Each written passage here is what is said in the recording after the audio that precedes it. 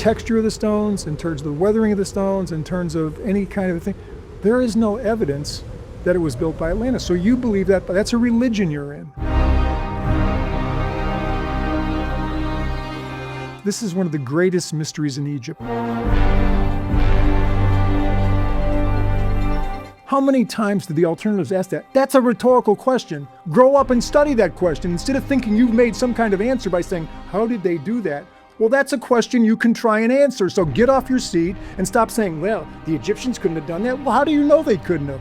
Of course they did. It was done with simple physical principles, and the evidence is out there. No. This is another part of the religion. They say we couldn't do it today. They repeat that like parrots. We couldn't. Are you serious? This shows there had to be advanced planning. There had to be previous knowledge of GPS. There's no way you could get that if you didn't know GPS and place those monuments exactly where you wanted to. So the birth, baptism, death, and resurrection of Christ are prophesied in the Great Pyramid. So this is a bunch of books say this stuff. You can go ahead and crucify me for saying it. I'm simply making the point, as one who has one of the largest libraries on the Great Pyramid in the world, who studied the Great Pyramid all my life, that there isn't a book that really explains the passages in the Great Pyramid from an Egyptian theology point of view. But there are a bunch of books that explain it from a Christian point of view. I would say that's my command to you, to find out the way we can do that. And if you don't like that, kill me.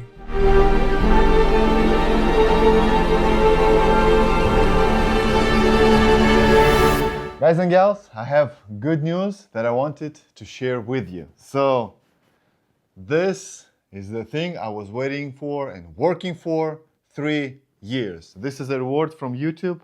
We, all of us, reached 100,000 subscribers on this channel.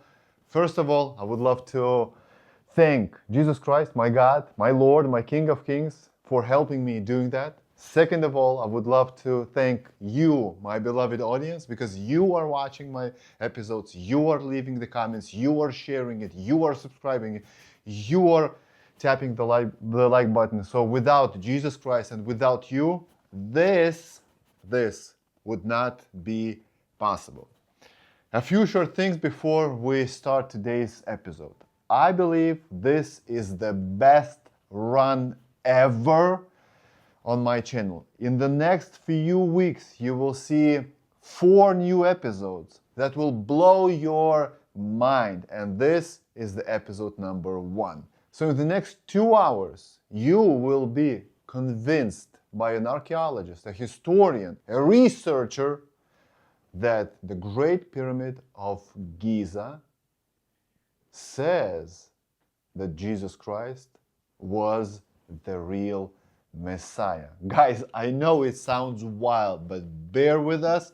Watch this whole episode and I believe you will not be disappointed by the content that this gentleman called Larry Pahl brings to the table. Guys, as usual, I don't have any sponsors, so please, the best thing that you can do to support my work is, number 1, like this video right now, share with all your friends, peers, and loved ones. Leave a comment below and subscribe to the channel if you haven't done that already. And if you would love to support my channel, starting like $5 a month, there is a link in the description. Click that link and become the member of my community. It helps a lot. And now, guys, without any further ado, let's jump in to the episode with the one and only Larry Pahl. Larry Pahl is an independent researcher, author, and explorer focused on ancient Egypt, especially the Great Pyramid and related mysteries. Mr. Pahl is the director of the American Institute of Pyramid Research, a nonprofit organization dedicated to investigating ancient monuments, especially the Great Pyramid of Giza. His work includes field measurements of pyramids, discussions about ancient mythology, and alternative interpretations of archaeological features. Larry is a husband, a father, and a man of God. Welcome to the show. Thank you. It's nice to be here, Paul. So, I am a very curious person, but there are 2 topics that I'm not very fascinated with or by. The first topic is aliens. I know there are a lot of people that are just fascinated by the aliens, right? I'm interested in the topic, but I'm not fascinated by it. And the second topic is Egypt and especially the pyramids. So if you ask me, what do you know about Egypt and pyramids? I would say there is a Valley of the Kings. I know there is a Great Pyramid of Giza. There are some other pyramids, and that's all I know. I wasn't obsessed with who built the pyramids because I believe we will never know. Maybe you will tell me, because the science tells us one. After 20 years, it tells us another story. But every time I look at the pyramids, especially the Great Pyramid, it makes no sense to me how people without technology, quote unquote, dumb people could build this kind of a structure. Yep. So today I would love to talk to you about Egypt, since you've been to Egypt how many times? Well, I've led 20 tours to Egypt. 20 My tours. 21st will be this April. If you can closer to the mic. Okay, sure. Yes, thank you. Yeah. So the Great Pyramid and the Egypt, and let's start from the very beginning. You're a man of Christ. You believe in Jesus Christ is the Lord of Lords and the King of Kings. I do, yes. So according to the Bible, the earth is around 6,000 years, right? 6 to 10, yeah. 6 to 10. So what I was taught about Egypt was very interesting thing. Science was a prominent thing in my school, but at the same time, during the history lessons, I was told that the ancient Egypt was governed by pharaohs that were half people, half gods.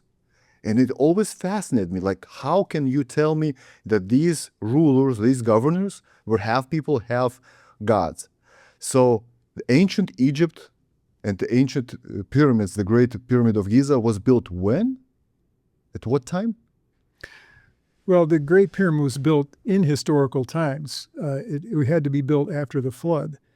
And so it's not, 10,000 years old, like many people try and say, and people believe that religiously. And religiously is the right word, because when you believe something for which there's no evidence, and some people would say, well, there's no evidence that Jesus is really the Son of God. So you believe it by faith. And if you believe the Great Pyramid was built 10,000 years ago, you believe it by faith because there's no evidence it was built 10,000 years ago. So you're in a religion. If you're one of these people that so strongly believe, that the Atlantis built it, that, some ancient high-tech civilization that existed before the Egyptian civilization, well, tell me about that civilization. Let's see. Did Atlantis, did they have the Cubs and the Sox? Did they have computer banks? Did they have parking lots? Because remember, organized technological societies have things like automobiles, trucks, space shots, atomic reactors. So where do you find that in Atlantis? Or what do you find in the Great Pyramid that definitely indicates, in terms of the texture of the stones, in terms of the weathering of the stones, in terms of any kind of thing, there is no evidence that it was built by Atlantis. So you believe that, but that's a religion you're in. And I'm not in that religion, okay? So the strongest archaeological evidences for an Egyptian build are, number one, the graffiti that's in the relieving chambers. Now, everybody takes a shot at this. As a matter of fact, Graham Hancock, John Anthony West, and Robert Pahl, the three leaders of the alternative movement that said the Great Pyramid with the Sphinx is like 10,000 years old. Zahi Hawass, the bad guy, the enemy, the Egyptologist who's the face of Egypt and the face of archaeology, just led a successful 35-city tour, sold out in America, so he's loved by a lot of people. But the alternatives, Pahl, Hancock, John Anthony West, think he's the enemy. But he invited them. Zahi Hawass invited John Anthony West, Robert Pahl, and Graham Hancock up to those relieving chambers that they had said were, evidence. They all came out after Zahi took them. They're these enemies, because Zahi had said very bad things about that Belgian Jew, Pahl, and they had said very bad things about Zahi Hawass. So these two enemies go up to the relieving chambers, and they all came out singing one song. That graffiti is real. John Anthony West, the strongest among them. If you don't think, that stuff is real being put there by the masons in Aswan, because the granite blocks that make up the relieving chambers were fashioned in Aswan. And just like as a young man on construction site, I used to write on 2x4s and things, the workers wrote on those blocks that made it up to the king's chamber. And those guys said it's real. So the graffiti? The graffiti that's in the relieving chambers, which includes the name of Khufu.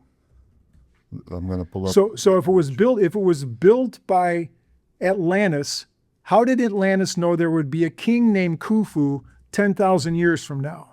Like, there's no way that you can forge that ahead of time. Is that the graffiti? Yeah, that's an example of somebody. In the cartouche to the right, the circled thing, that's Khufu's. That's his cartouche. Okay.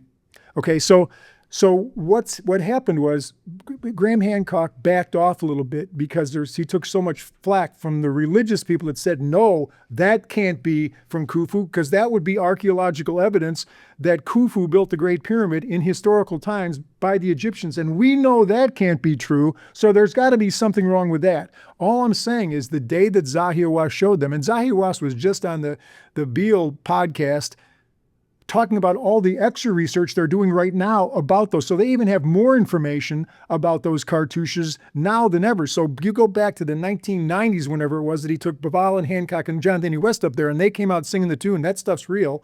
Even if they backed off now, Zahi Hawass on the, Pahl program said that they've got even more evidence showing. So the point is, even the books written against this that try and say that's not real because their religion says that can't be true. So even the strongest book by Scott Crichton, which is called Great Pyramid Hoax, I've got an article about it on my blog, on my website. Even they admit that most of the graffiti up there is real and is from Aswan. So even the people that are against the idea of saying that's evidence for Khufu admit that most of that stuff is real. They just say some of it was forged. They have to say that because they don't want that to be there, because that's evidence that workers at the time of Khufu, our king Khufu, were doing this stone. We're cutting the stone for him in Aswan. We know it's going to go up to the Great Pyramid. And one of them says the 17th year of Khufu. So it gives the year. So that's the most powerful evidence, archaeological evidence, that the Great Pyramid was built by Khufu. That's undeniable. Even the strong alternatives, including Graham Hancock, said, yeah, that stuff's real. So that's one. Okay, another evidence is the oldest papyrus in the world. The oldest papyrus scrolls in the world were found at the Red Sea. And the Journal of Merar was found there because the Egyptians built the boats in Cairo. They carried them across the desert. They used them to trade for turquoise and the other things that they traded with in the Red Sea, and then they would take the boats apart and store them in caves there. And so a scroll was found by Merar, who was a ship captain at the time of Khufu. His gangs, the work gangs, named themselves like, we're the men of Khufu, the workers of Khufu, just like I might say, I'm for the White Sox, I'm for the Cubs, I'm for the Phillies, you know. They named themselves after Khufu, so his name is plainly there. And it talked about all the Tura limestone, very accurate records of all the Tura limestone, which is the outside stone that was put on the Great Pyramid. It's polished lime. The Great Pyramid is built almost entirely of limestone that comes from the quarry where it's built. The Great Pyramid was built in a limestone quarry, and most of the stone in the Great Pyramid is from the quarry it was built in. But the outside highly polished granite stones were from Tura down the Nile a little bit, still very close to Giza. That one, right? That's the Tura stone. The white picture up at the top. It was like a diamond. It was polished limestone, a high-quality limestone, not the low-quality limestone that's in Giza. So the oldest papyrus records in the world talk about the work they did in taking the stones from Tura and bringing them to the harbor at Giza so that they could be put on the pyramids. And it was shown that they did a thing that I used to do with students to get more production out of them. I'd put them in competing groups. Period 2 would compete against period 7. So now you're not just taking the test for your own score. All your classmates are dependent on you, and you want to do good, not just because you want to get an A. And if you're a C student, you don't care about an A, but I don't want to let my classmates down. That's the kind of motivation that is shown in the oldest papyrus scrolls in the world, the Merar papyrus, that they competed with each other for how many blocks they moved in a day.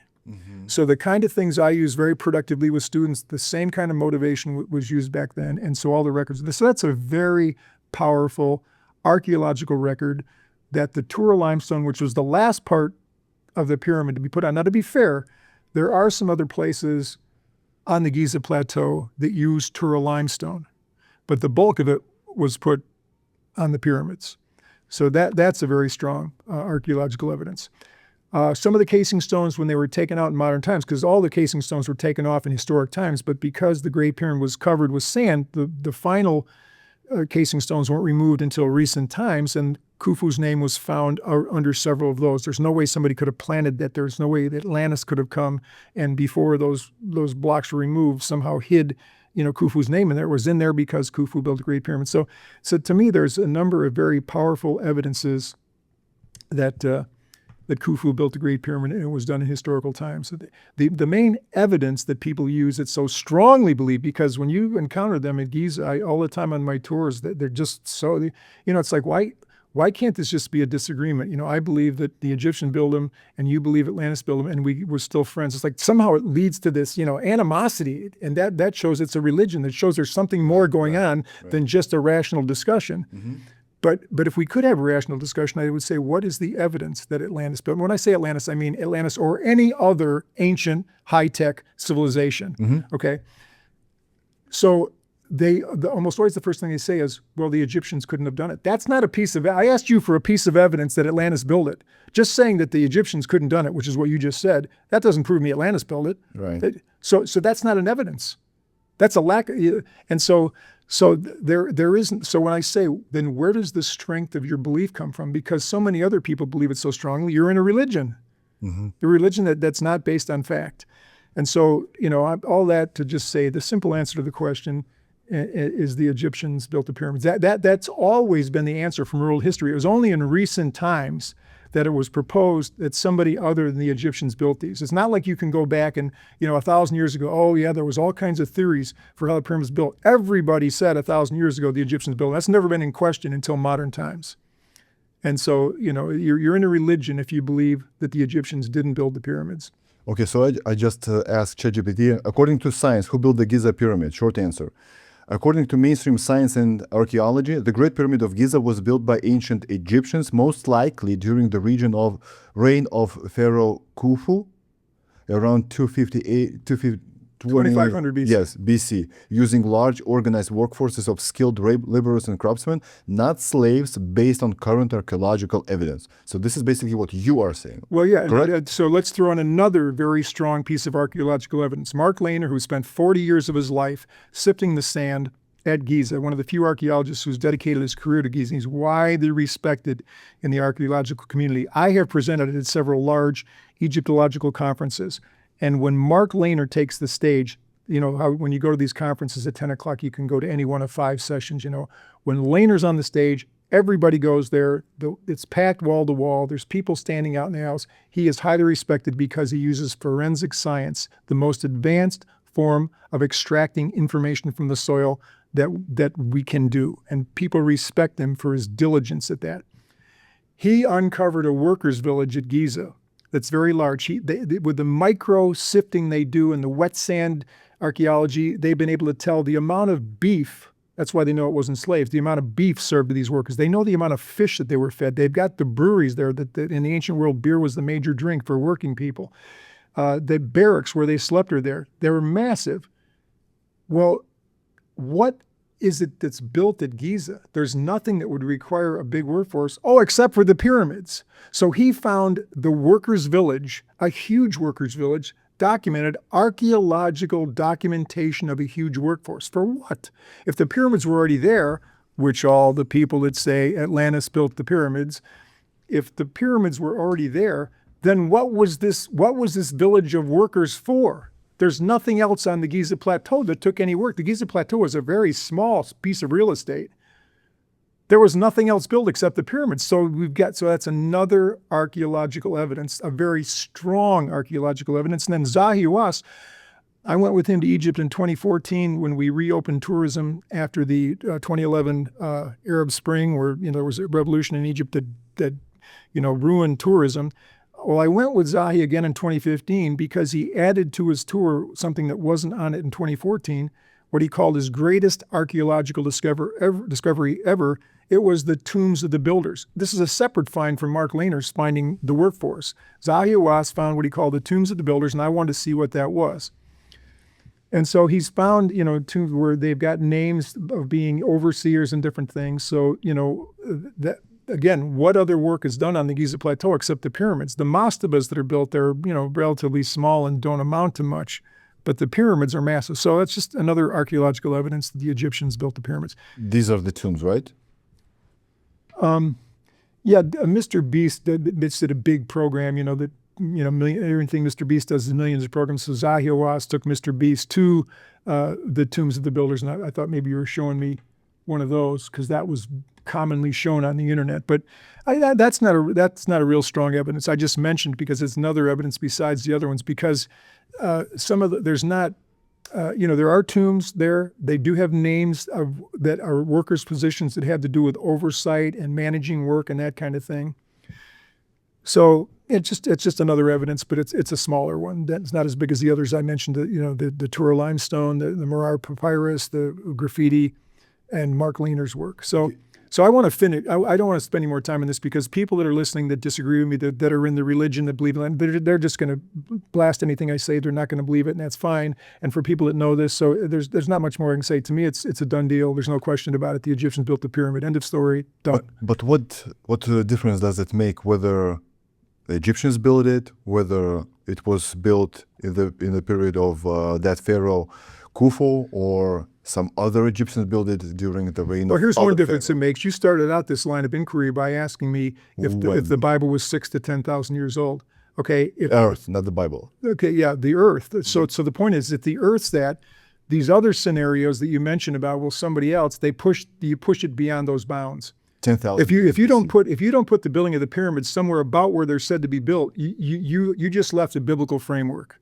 So for most people, they don't care. They don't care about that. You and me are probably a unique slice of small people that actually believe that chronology is true. But I'm simply saying, so that's one of the reasons I think that there's so much invective and so much religion in the belief that it was Atlantis, because that's going to push us outside of a biblical framework, and Satan wants that. And so he puts a lot of motive energy in these people to argue for that, because he knows it'll push us outside a biblical timeline. And I don't believe this because I'm forcing the Bible. I believe because the archaeological evidence shows it, and it just so happens it fits the biblical evidence.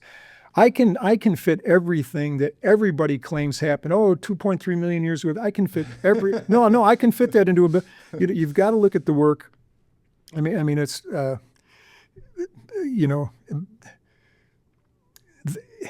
this is getting beyond where I wanted to go, but the point is, I can take every piece of evidence that's given that looks like it obliterates a biblical time frame.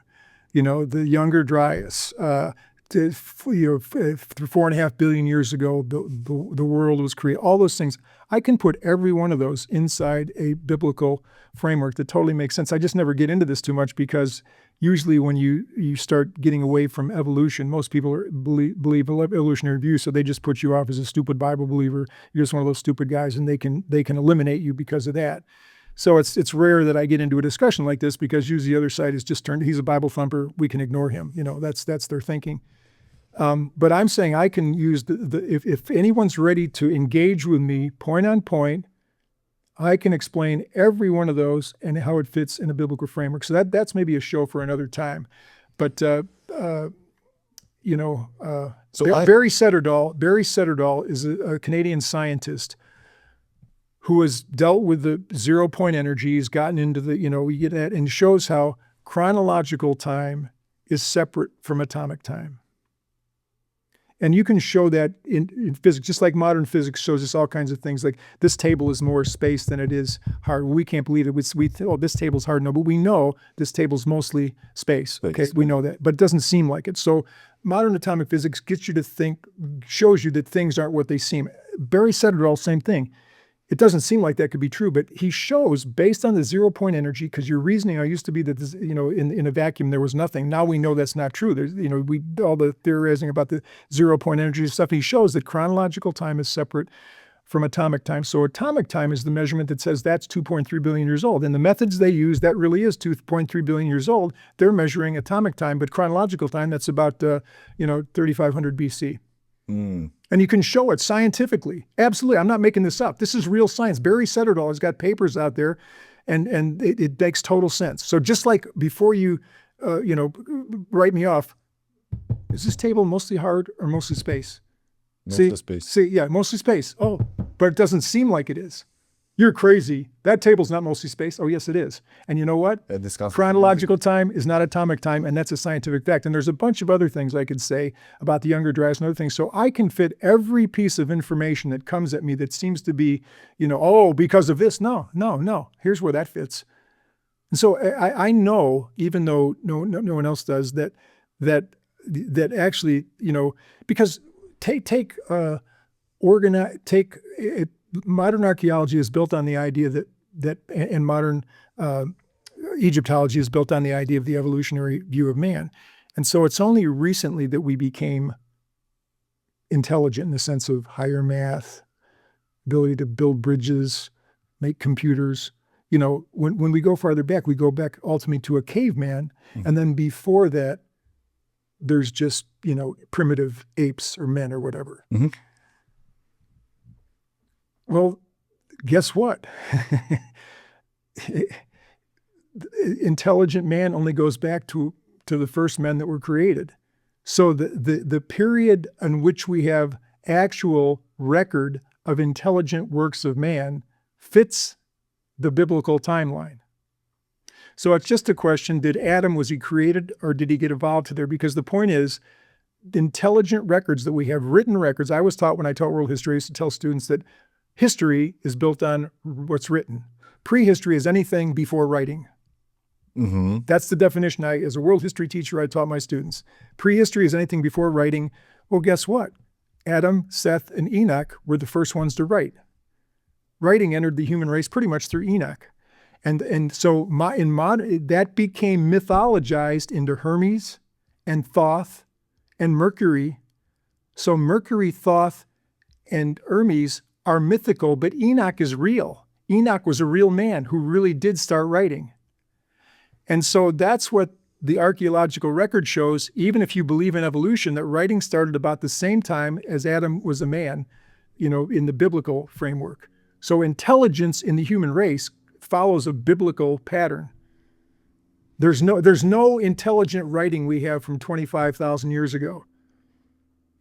Okay, so Egyptians built the pyramids, especially the Great Pyramid of Giza. How? If there was no technology like we do have right now, okay, how did they do it? I got on Instagram today, it might have been on Facebook, I don't know if I can find it real quick, but somebody said, they showed a picture of a big piece of earth moving equipment. And I mean really big, like a picture of a big front end loader.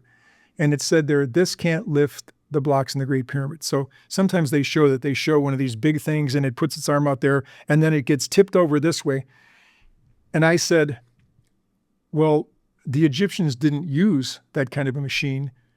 They used a block and tackle. And the block and tackle can lift much more than that machine. And they laughed at me because they haven't studied the physics. I'm sitting behind. They don't realize what a powerful argument I have. Ancient ship masts use this technology. The way they easily raise these huge, heavy masts. And there's evidence of these pulleys in Egypt that have been found archaeologically. As a matter of fact, there's even been some stops found because from belaying and stuff, it's not just ability to have a little pull and a lot of leverage. You have to be able to stop it if it gets loose. That's modern physics. They had those stops. Any mountain climber knows that. You've got those stops. And so the leverage of pulleys, just do a simple search before you go slaying me, telling me I'm stupid or something. The leverage gained by each pulley added is unbelievable. Now you lose distance. You're going to have to pull maybe 20 feet to raise it an inch. But the point is, it'll do it. And there's evidence. So it's just simple leverage. It really is. And, Herodotus says they use simple wooden contrivances. So Ron Wyatt is one that designed with his son some 2x4s, and he showed how you could lift blocks with leverage. If you can cut a block out of the quarry, and they can do that today by hand, okay, then can you move it up? You can move it up. I'm a co-author of several books on how the Great Pyramid was built. Look, we don't know how it was built. Let's be honest, because they hid their trade secrets. I had to pay when I was a tree climber. I made my living on ropes and knots. I knew how to do it. I paid a guy to teach me. I wanted to learn when I first saw it, I was running a landscaping business. I saw a guy top out a tree. I thought I want to do that. I paid him, took him to the side. I paid him $35 to teach me how to time the climbers. That's not common knowledge about how to do that. I had to pay a guy. And in ancient Egypt, I heard at one time a guy give a talk, Doug Inglis, who was an expert on 4th Dynasty boat building, and there was an engineer listening to him. The talk was being given at the Oriental Institute in Chicago, the leading Egyptological place in America. And at the end, the engineer asked Doug Inglis, the expert on Fourth Dynasty boat building, were there schools of engineering in ancient Egypt? And Dr. Doug Inglis said, no, father taught son. Now stop and think about that. If you're my son and I spend my whole life teaching you about boat building, and how does that compare to going to 4 years to a school in America? Who's going to learn more? The guy whose father, so he gave the right, when I heard that I thought, wow, of course. Father taught son. In the ancient world, it wasn't like, well, you can be a rocket scientist, but your father was a cobbler, but you're going to be right. Oh, if your father was a cobbler, you were a cobbler. That's the way it was in the ancient world. It's only in the modern world that I can be an atomic scientist, but my dad was a cobbler. They didn't do that. Everyone did what his father did. And so the stonemasons learned how to make stone. I worked with a guy named Henry Fowler. Look at the tree of King Charles. It goes back to Henry the Fowler. He learned how to build with stone in England. He told me how they could cut stones easily by heating them. When you do nothing but learn about stone making, everything that, oh, how could they have done that? How many times did the alternatives ask that? That's a rhetorical question. Grow up and study that question instead of thinking you've made some kind of answer by saying, how did they do that? Well, that's a question you can try and answer. So get off your seat and stop saying, well, the Egyptians couldn't have done that. Well, how do you know they couldn't have? Of course they did. It was done with simple physical principles, and the evidence is out there. It's just that the Egyptians didn't put that on their walls. They put how they would calf, bulls and how they would grow wheat, and they put a lot of things, but for some reason they didn't show us in the hieroglyphics how they built the pyramids. Maybe that was a trade secret. Okay, so nowadays we can build, let's say, Burj Khalifa. Can we build the Great Pyramid right now? This is another part of their religion. They say we couldn't do it today. They repeat that like parrots. We couldn't. Are you serious? You telling me if I go today to, some brilliant billionaire like the guy who sends rocket ships out to space. You telling me, I remember when Chicago wanted to get a high-speed rail, but they said that they couldn't, dig underneath the current something or other. And Elon Musk said, I could build that in 2 months. The city of Chicago was just saying, okay, Elon Musk says, no, I can build that in 2 months. You think he could? Of course he could. Do you think if you gave Elon Musk the problem of building the Great Pyramid today, he couldn't do it? Of course he could. What do you mean we couldn't do it today? Are you serious? People have scale models of the Great Pyramid. We know exactly. You can take it apart, computer. We got 3D generated. We know, and you could have one of these, where you put it in there and you. Of course we could build it. We just won't because there's no money in it. The tall buildings in the world that are built, the Sears Tower, the Abu Dhabi, whatever, they're built because people pay a lot of money for those apartments. And so it's a financial incentive to build these big, tall buildings. What's the incentive to build a Great Pyramid? There is none, except if a billionaire wanted to spend a little bit of his money. Again, could we do it? Absolutely. Don't be foolish. I put together a model of the Great Pyramid that's a Lego. You can buy the Lego set that's the Great Pyramid. I did it. I put it together. Are you kidding me that we could? Then I followed the diagram of how, just like you do with a Lego, you put the blue thing into the red, you do this, bingo, it's done. Of course we could build the Great Pyramid today. Don't be silly. So the ancient Egypt had pyramids, multiple pyramids, right? Other cultures like the Mayans had pyramids as well, right? In Asia, they had pyramids as well. In ancient Rome, ancient Greece had amazing structures, buildings, right? Yeah. That was thousands of years before Christ. Yeah. What happened? So let's say for the next 1,000 or so years, humanity didn't build shit. Well, they didn't build pyramids, and so the question would be, why were pyramids built? But what other structures here's the like thing, you mentioned the Romans. The Romans, unlike the Egyptians, showed us exactly how they lifted those stones. When people say, oh, those stones at Baalbek, nobody could lift those. The Romans show you exactly how they could lift them. Are you serious? Look at Vitruvius. The massive works that they could build, the principles they had, moving that is nothing for them. The idea, you couldn't have, look at this heavy stone. It couldn't be, just grow up and study it. So, of course they could move that. And the Romans, unlike the Egyptians, showed how they did it.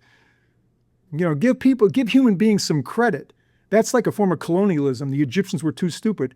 You're the colonialist saying the Egyptians were brilliant. And they use simple principles of leverage. Look at the shadoof that gets water out of the. So it's easy to take that position, but a little bit of research will show you it's a religious position you're taking. Okay, so let's say then ancient Rome had sewer system.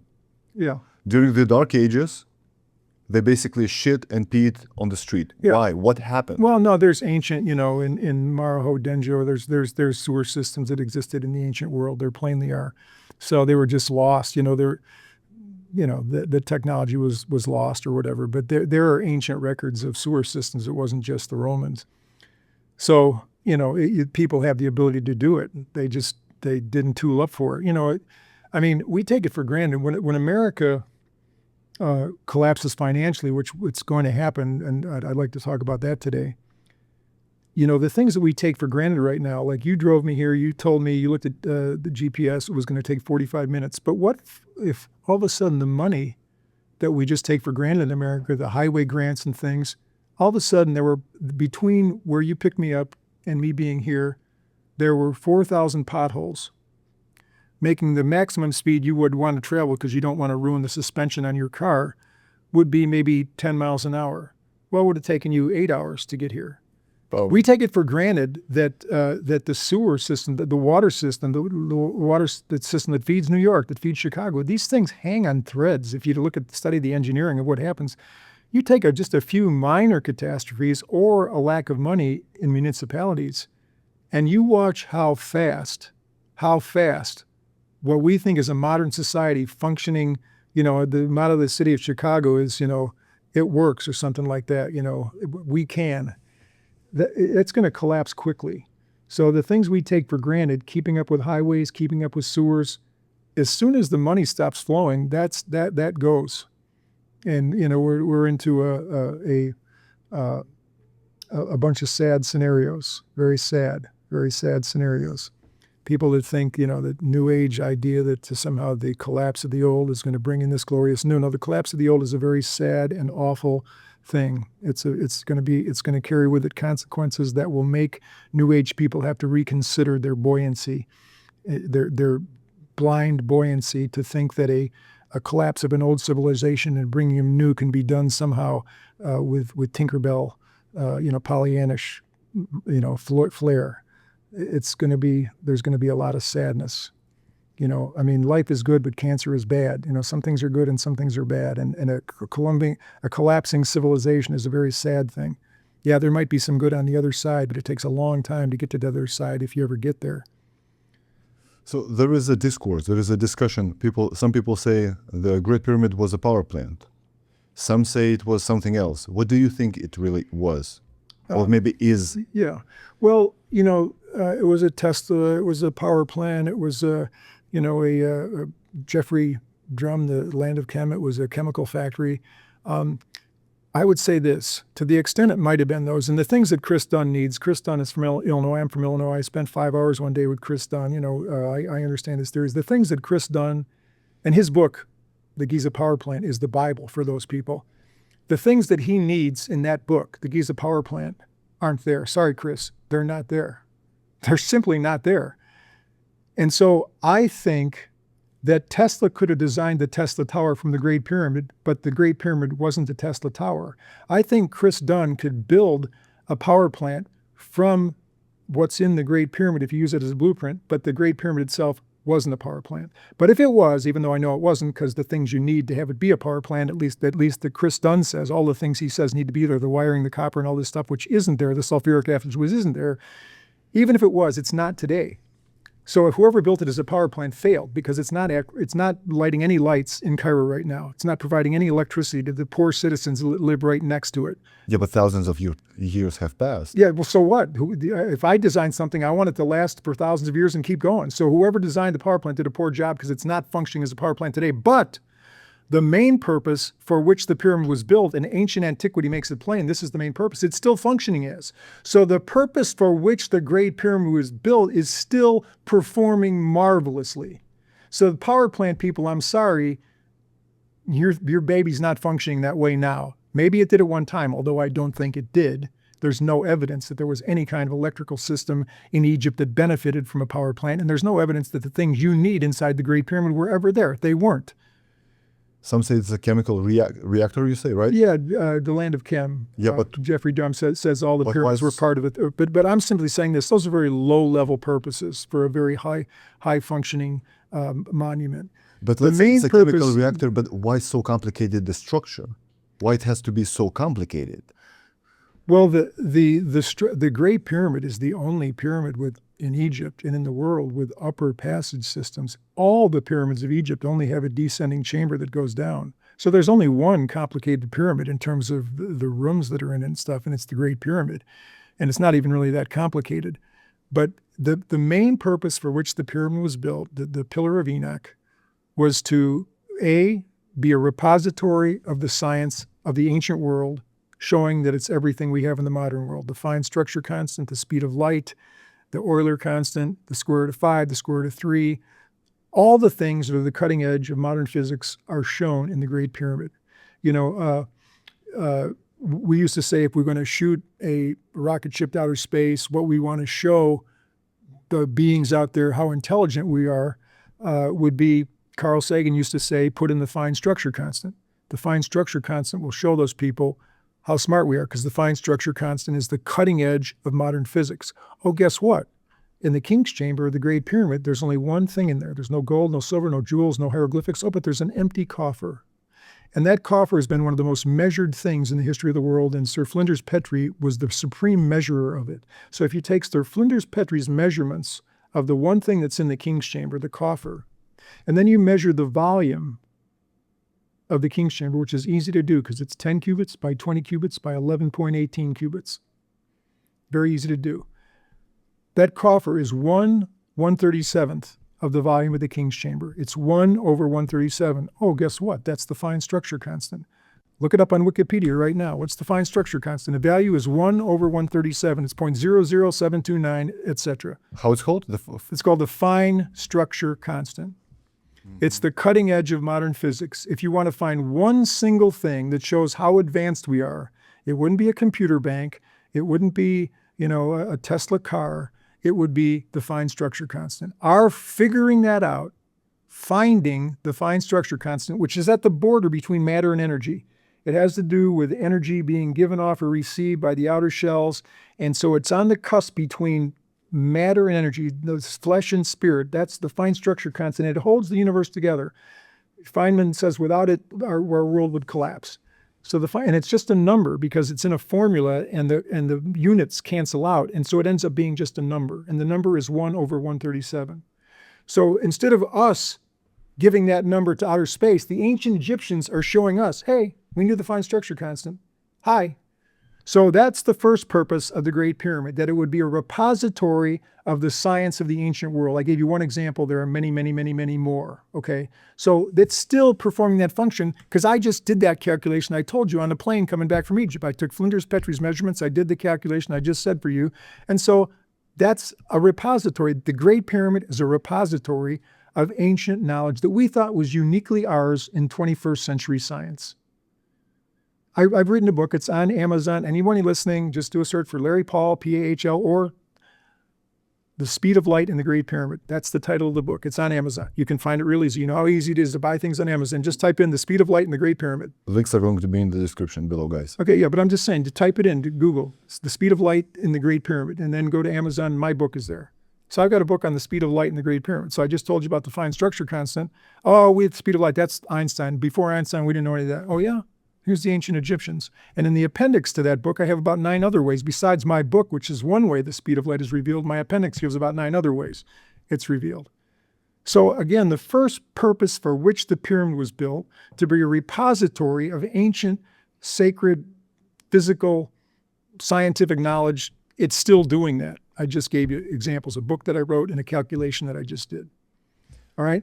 The other purpose, besides that, for the Pillar of Enoch, for the Great Pyramid, and a lot of ancient writings say this, would be a warning of catastrophe to come. The ancient world suffered a lot of catastrophes. They wanted to warn other people. That's why I think there's a lot of eclipses predicted in Stonehenge and other things, because eclipses are related to disasters. And so they were partly predictive machines to help future populations to be able to prepare or know when catastrophe was coming. And I think the Great Pyramid does that. But how does it do it? Okay, well, I'd like to do it. If we could open my keynote on Daniel 8. Mm-hmm. This You got to go up to the top, go up to the very first slide. Yeah, and go ahead and play it. All right, so I'll just look at this as we go through here. This is so just click through, see if it makes it work. So that's a book that I wrote right there. This book is available online. Just do a search, The Late Great USA, The Coming War with Iran by Larry Pahl. Okay, I had knowledge of this book in my head for the last 50 years. I'm 75. So for 50 years, I've known what's in this book. I've known that an American war with Iran would lead to the collapse of the United States. I've known this for over 50 years. Put the next one. I put it in print 15 years ago. I wrote this book over 15 years ago. Okay, so I believed it for 50 years. I put it into print, and then one more bullet point, please. And it's coming to pass today. So something I believe from the Bible, and we'll talk about how this relates to the Great Pyramid later, but is going to come to pass. So let's go through this. Okay, so the place of the United States in Bible prophecy. So Daniel 8, let's just go through it. Skip through, it's too small to read. Just click through these. I mean, it would be interesting if I read it, but it's too small print. Let's just get onto the text itself. Okay, here we are, Daniel 8, reading right from the Bible. In the 3rd year of the reign of Belshazzar the king, a vision appeared to me, Daniel, subsequent to the one which appeared to me previously. Okay, so there's a picture of Daniel 7. That's the vision that appeared to him previously. Daniel 7 has these unclean beasts. Now listen closely here. Unclean beasts, or the angel plainly says, are symbols of nations, but pagan nations, because these are unclean beasts. The bear is unclean, the lion's unclean, and the leopard's unclean. They're unclean beasts represent secular nations. Okay, Daniel 8 is about 2 sacrificial animals, a ram and a he-goat. This is religious now. Daniel 7 was pagan religions, lion, leopard, bear. This chapter, and it's written in Aramaic. Chapter 7 is written in Hebrew. This chapter is written in Aramaic. So something different's happening here in Daniel 8. So let's have the next verse here. So the vision of Daniel 7 picture was appear. Okay. I looked in the vision, this is Daniel, and while I was looking, I was in the citadel of Susa, which is in the province of Elam, and I looked in the vision, and I myself was beside the Ulite Canal. Go hit the next one. Okay, so Daniel was in what is modern Iran when he's receiving the vision of Daniel 8. He's in Iran. Hit the next button there. That's where he was. He was in Iran. Okay, so Daniel's in Iran writing Daniel 8. Okay, keep going. Then I raised my eyes, and behold, a ram which had 2 horns was standing in front of the canal. And 2 horns were long, but one was longer than the other, and the longer one coming up last. Okay, so hit the next there. So the word long is from that Aramaic word there, which means elevated or arrogant or high. So it doesn't necessarily mean long in length. If I say that guy was pretty haughty, I'm saying he's high, he's proud, he's high in spirit. That's what it seems to be saying. Mm-hmm. Okay, so you got this, they're proud, he's proud, this proud animal, this ram, 2-headed ram, what is it? Okay, so keep going here. And then, so it's arrogance or pride. And then coming up last, and it's, if you click again, the Aramaic for that is given there, and it means after. So it comes up last, it comes after. So one comes up, then the other one comes after it. That's what we're being told. So whatever the rams represent, the horns of the ram represent, one comes up, then another comes up. Okay, let's go. I saw the ram butting westward. Okay, so Islam from Mecca and Medina spread west first. So you can see northern Africa. Okay, right. Next, northward. Okay, well, hit next. This shows in 2050 what percentage of Europe is going to be Muslim. It's pretty high. And then hit the next one. This is also north. Kazakhstan, my son spent a year there. That's Islamic. Russia. And then it says southward, and that's south into Africa. So the ram is Islam, and this shows the growth of Islam. That's what we were just showing. Okay, so hit next. No other beast could stand against him. Who stopped Islam? When did anyone stop the advance of the Islamic religion that we just showed there? Nor is there anyone to rescue from his power, but he did as he pleased, and he made himself great. Okay, next one. Oh, but look what I put here. Why doesn't it say to the east? Notice it says he saw the ram butting westward, northward, and southward. But go ahead, hit the next one. You got a question mark. Why doesn't it say to the east? Okay, hit it next. Okay, hit it next. Because Islam isn't over there. So it doesn't say that it went to the east, because it didn't. So what we just saw described in the Bible is the advance of Islam. Okay, keep going. Thus the growth and power of Islam is represented by the goat. Okay, it's by the ram. I said the goat, it should be the ram. While I was observing, behold, a male goat was coming from the west over the surface of the entire earth. So keep clicking. So we got this, we're told we got a goat coming from the west over the surface without touching the ground, and the goat had a prominent horn between his eyes. Okay, now, Every commentary that you'll read, go to the local, whatever religious college is near you, go to the library, look up the interpretation of Daniel 8, and you're going to see every one of them says this is Alexander the Great. That the goat represented in prophecy is Alexander the Great. Guess what? Alexander the Great's armies, trust me, they touched the ground. This one didn't touch the ground, and it went over the surface of the whole earth. So look, hit the next couple, hit it a couple times. Oh, guess what?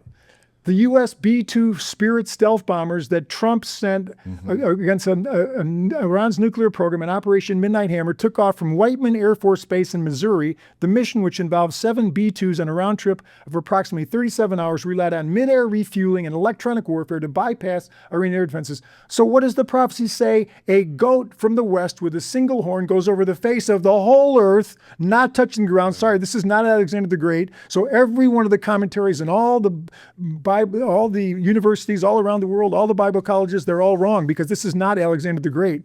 This power doesn't touch the ground and it goes over the face of the whole earth, not just a little bit of, going into little Alexander going into India or something. Okay, so let's keep moving here. So the stealth bomber, okay. Daniel 8 verse 6, he came up to the ram that had the 2 horns, which I had seen standing in front of the canal, and rushed at him in his mighty wrath.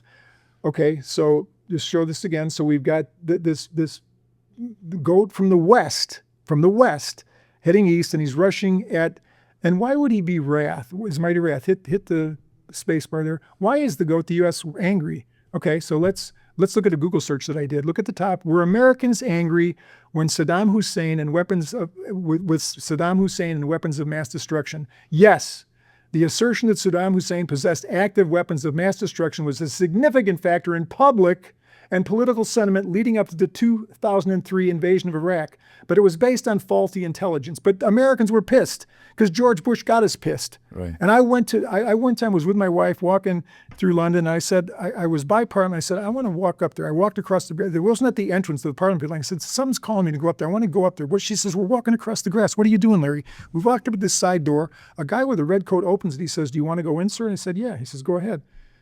Well, they do and so I went to both the House of Commons and the House of Lords that day. And in the House of Commons, they do something they don't do in our Congress. They just debate issues. They weren't debating a bill. It's not about, how should we control rents and stuff. The issue they were debating that day was, did Tony Blair lead us down the garden path when he and George Bush told us that there were weapons? And they were discussing that question. It was like 10 years after it happened, and they were mad. The people in the House of Commons that day were mad because they knew they had been led astray. But when they were being led astray, that's the anger. The wrath. The wrath. So let's go back to the prophecy now. Okay. So I wrote a book. You can get it on Amazon right now, or you can get it on Lulu, The Late Great USA, What the Bible Says About the Coming War with Iraq. 2 years before George Bush and Tony Blair did that, there's my name on it. I wrote a book. Based on this prophecy, I said that the first horn coming out of the ram would be Iraq. Proud was Saddam Hussein, proud, arrogant, boom. And I wrote that 2 years. You can look at the copyright date. 2001. And I didn't build any, I didn't go by geopolitics. I was simply looking at Bible prophecy. When I wrote this, nobody was saying these things. Iran wasn't even on anybody's map. Okay, so let's keep going here. Remember, there were 2 horns, one coming up after the other. Okay. The first horn was Iraq, all right? I saw him come beside the ram, and he was enraged at him. So we just saw that. He's enraged. And he struck the ram and smashed his 2 horns. So now the second horn is going down, and the ram had no strength to withstand him, okay? The first horn has already been smashed, Iraq. It is the second, Iran, that needs to be smashed for this prophecy to reach fulfillment. Now, this what I put on the screen before about Trump sending those stealth bombers across the face of the earth and bombing strategic facilities in Iran did not wipe out Iran. It wiped out some of their military capability. Iran is still a very strong, functioning industrial power. Iran is no little Iraq backwater. Iran is amazing. And if we take on Iran, it's a modern major industrial power. It's way different than the little backwater of Iraq. So, but again, in recent times, the generals, Biden's and Trump's, they hate Iran. They want to obliterate Iran. They're trying to get American people to hate the beautiful Persian people. Right. Trying to get us to hate Iran, and it's so, Is that biblical? Did Jesus talk about the Good Samaritan? Or about, let's kill the Samaritan, those wicked poop? Is this biblical to hate a people? Yeah, we hate Iran. So when your leaders are, getting you to hate something, you can just be a little patsy and go along with that, or are you going to be a Christian and say, well, hold it just a second, because we're just going to get the bad guys. Yeah, we're just going to bomb the bad guys. But if it is a prophecy, you can't do anything about it. Well, it is a prophecy. It has to be fulfilled. Look at the next sentence. Okay. So he hurled him to the ground. So this is the West with a single horn. So the single horn would be the U.S., and it was the U.S. that led other nations into this. It was Bush that got Blair. So the horn is the West, is the U.S., but the goat is a symbol of the West. And so the West, and so basically you have a religious war. Remember I said Daniel 7, lion, leopard, bear are unclean animals. In this chapter you have clean animals. Oh, and we're talking about Christianity versus Islam here. Because America's not exactly a Christian country, but it's got a Christian background. And, Iran is Persian, but there's a lot of, Islam there. So you've got this Christian versus Islam scenario, and that's why you have sacrificial animals here, not unclean beasts, as you did in Daniel 7. So let's look at the next sentences. And there was no one to rescue the ram from his power. This indicates a major defeat of Iran, which has not happened yet. But are we on the verge of it? So next slide here. Then the male goat made himself exceedingly great. Now, do you remember the victory dance that George Bush did around the country after we wiped Iraq? We just, and it's terrible. I knew some of my students, the weapons we had, we just annihilated thousands of ill-equipped, poor little soldiers over there. It was just a totally unfair fight. We just killed thousands and thousands of people. So we won, we defeated the Gooks. We killed, the Iraq, okay? So George Bush did his victory dance around the country. Yeah, we killed Iraq. Yeah, waved the flag. Okay, it's going to happen again. Then the male goat made himself exceeding great, but once he became powerful, the large horn was broken.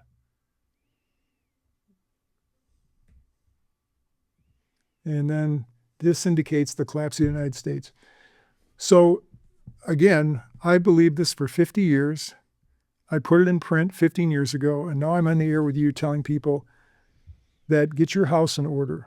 Because when we obliterate Iran, and they're going to try and engage you in the process too, so we feel all good about, beating the crap out of these people, that's then the victory dance we'll do after. Yeah, we showed them. Yeah, Trump said it was going to happen. Yeah, we did it. We finally did it. That's the death knell.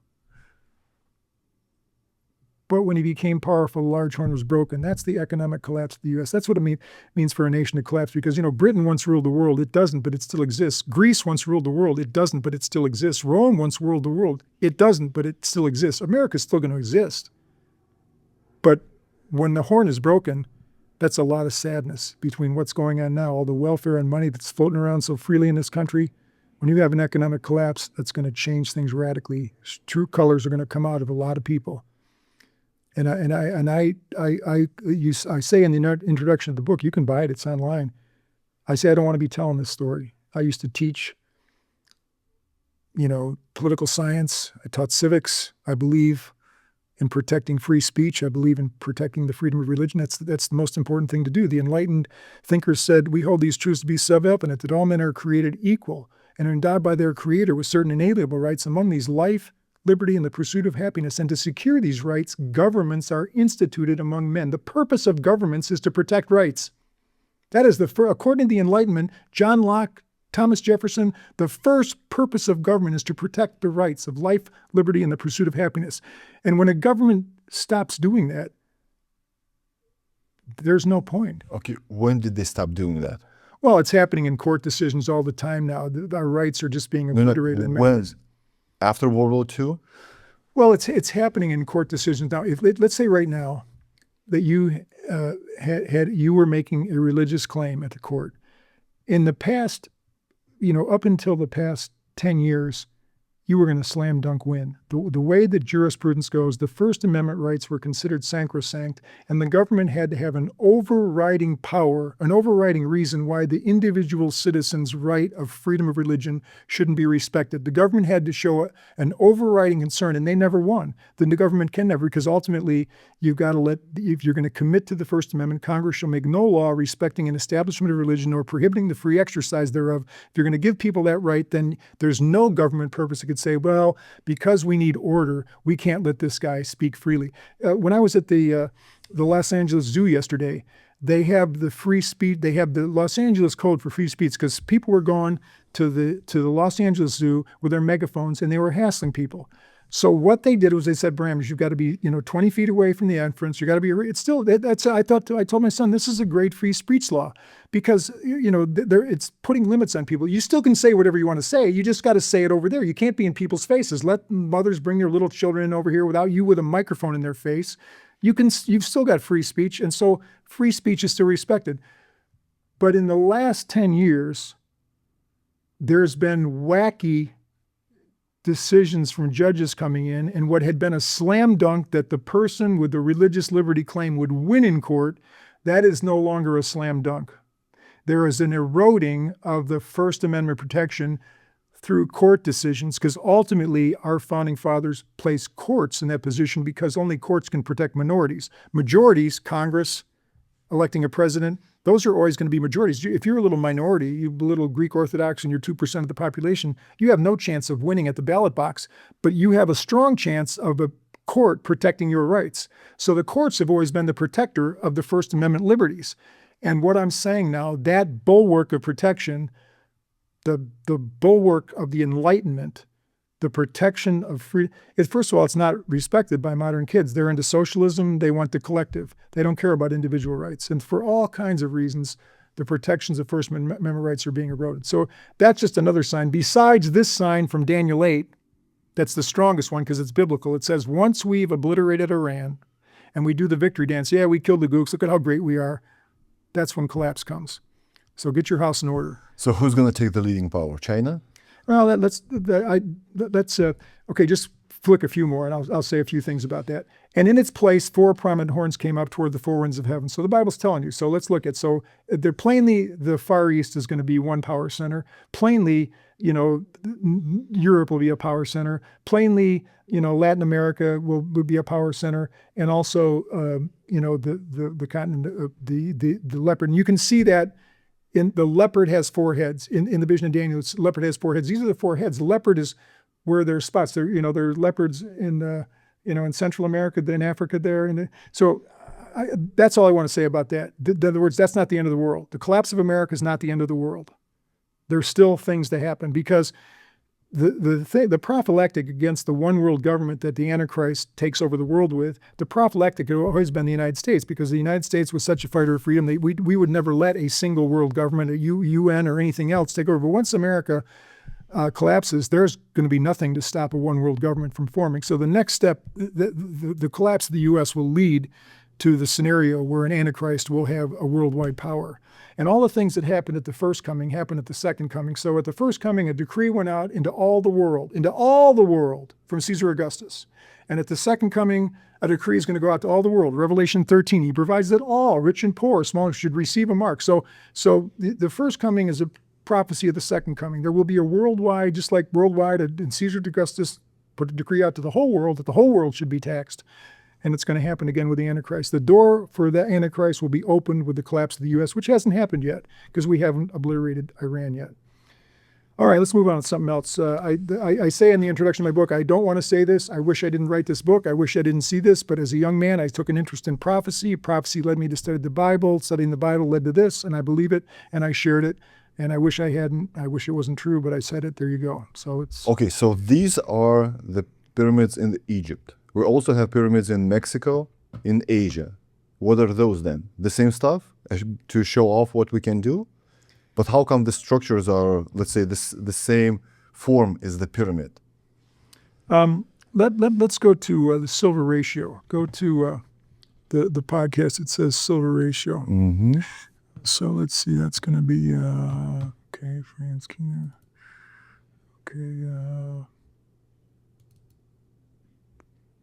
Okay, start with the top slide there, all the way at the top. Okay. And just start running it. Okay, so I'll show this to the audience, this is the kind of thing that I do. The American Institute for Pyramid Research, I study megaliths all around the world, but especially Egypt, like Apollo introduced me. So let's look at this. Just click through one at a time and we'll look at this. Stonehenge, the Great Pyramid, the equator. So there's the equator, okay? There is the latitude that goes through the Great Pyramid, and there's the latitude that goes through Stonehenge, a major megalith, okay? Now, the distance between Stonehenge and the Great Pyramid is, if you say it's 1, then the distance from the Great Pyramid to the equator is the square root of 2. So do you see that? That can't be by chance. And if you go from Stonehenge to the equator, it's 2 point, just do the next click there. It's 2.4142, which is the square root of 2 plus 1, which, do you click it again? That's the silver ratio. So there's no way this could be by chance. You have 2 of the most visited monuments in the world. Stonehenge gets over 1 million visitors a year. The Great Pyramid gets probably, 50 million. The two of the most visited megaliths in the world, and look at how they're placed on the face of the earth. That couldn't be by chance. There are many works. One of the reasons I led a tour to Stonehenge, I've led 20 tours to Egypt, is because I found so many connections like this between Stonehenge and the Great Pyramid. I thought I've got to lead a tour to Stonehenge, and so I did. This shows there had to be advanced planning. There had to be previous knowledge of GPS. There's no way you could get that if you didn't know GPS and place those monuments exactly where you wanted to. So this is the kind of thing that I do. And so this is a fact that's not widely known. As a matter of fact, some people would doubt it and they would say it's a coincidence. Most archaeologists would have to say that because the kind of planning necessary for this, they would say didn't exist when the Great Pyramid and Stonehenge were built. They would say this kind of knowledge didn't exist, so this has to be by chance. I just know it's not by chance because there it is. And I find so many of these, so many chances, it's like you got to finally say that's intentional. So let's move on to the next screen here. Let's do Avebury, the largest stone circle in the world. So there's the equator. Okay, so that circle up there, that's Avebury. It's the largest stone circle in the world, and there's the Great Pyramid, one of the most amazing monuments. So you've got a distance between Avebury and the equator and the distance between the Great Pyramid and the equator. Okay, so let's look at what it is. There's the Great Pyramid. So the distance between Avebury and the equator is exactly the same in royal cubits and feet. From Avebury to the equator, it's 10 million and change royal cubits, and from the Great Pyramid to the equator, it's 10 million and change in feet. They're exactly the same number. There is not a way in the world that can be by chance. There's not a way in the world that can be by chance that that you got the exact same number of royal cubits in the distance from Avebury to the equator as you have in feet from the Great Pyramid to the equator. This shows a thing that I constantly tell people are constantly coming at me, online when I post things. Oh, you're saying the Egyptians knew the meter? Oh, you're saying the Egyptians knew the foot? Absolutely. There is so much proof. There's the royal cubit. There's the foot. They're the exact same number. There's no way that's by chance. So click again. Okay, the distance in feet from Avebury to the equator divided by the distance in feet from the Great Pyramid to the equator is 1.718. That's the length of the cubit in feet. The cubit is 1.718 feet. And that's what you get when you divide the distance from Avebury to the equator by the distance from the Great. So it's saying they're showing in these monuments, okay, you guys that are laughing at Larry because he believes that, like, dudes, he's absolutely right. We knew that there's 1.718 feet in a cubit. And that's how we proved it. I know they knew it. So you can laugh at me and you can say I'm a fool because you didn't learn it in high school, you didn't learn it in college, and you're reading Wikipedia and you don't see it on Wikipedia. I'm reading the ancients. So you can laugh at me, make fun of me, and I'm just telling you, trust me, the sages, not the workmen necessarily, but the sages in Egypt knew the meter and knew the foot, and the proof is abundant. I'll give you one example from the Great Pyramid. Okay, so the king's chamber is 10 cubits by 20 cubits. Okay, so it's 60 royal cubits. That's the perimeter. Oh, guess what 60 royal cubits is? It's 10 pi meters. They knew pi and they knew the meter. The perimeter of the king's chamber is 10 pi meters. Let me give you another one. Take the wall of the Great Pyramid. It's either the north or the south wall. It's 20 cubits at the bottom and it's 11.18 high. Now, why is it 11.18 high when the width is 10, nice even number, the length is 20, nice even number? Why do they make the ceiling 11.18? Because the diagonal is exactly 12 meters. Oh, they didn't know the meter. They didn't know the foot, so I'm the fool. Okay, make fun of me because you didn't hear this in grade school and you didn't hear it in high school and you didn't hear it in college and you don't read it in Wikipedia, so I've got to be wrong. But you're not my counselor. I'm going to the ancient sages as my counselor.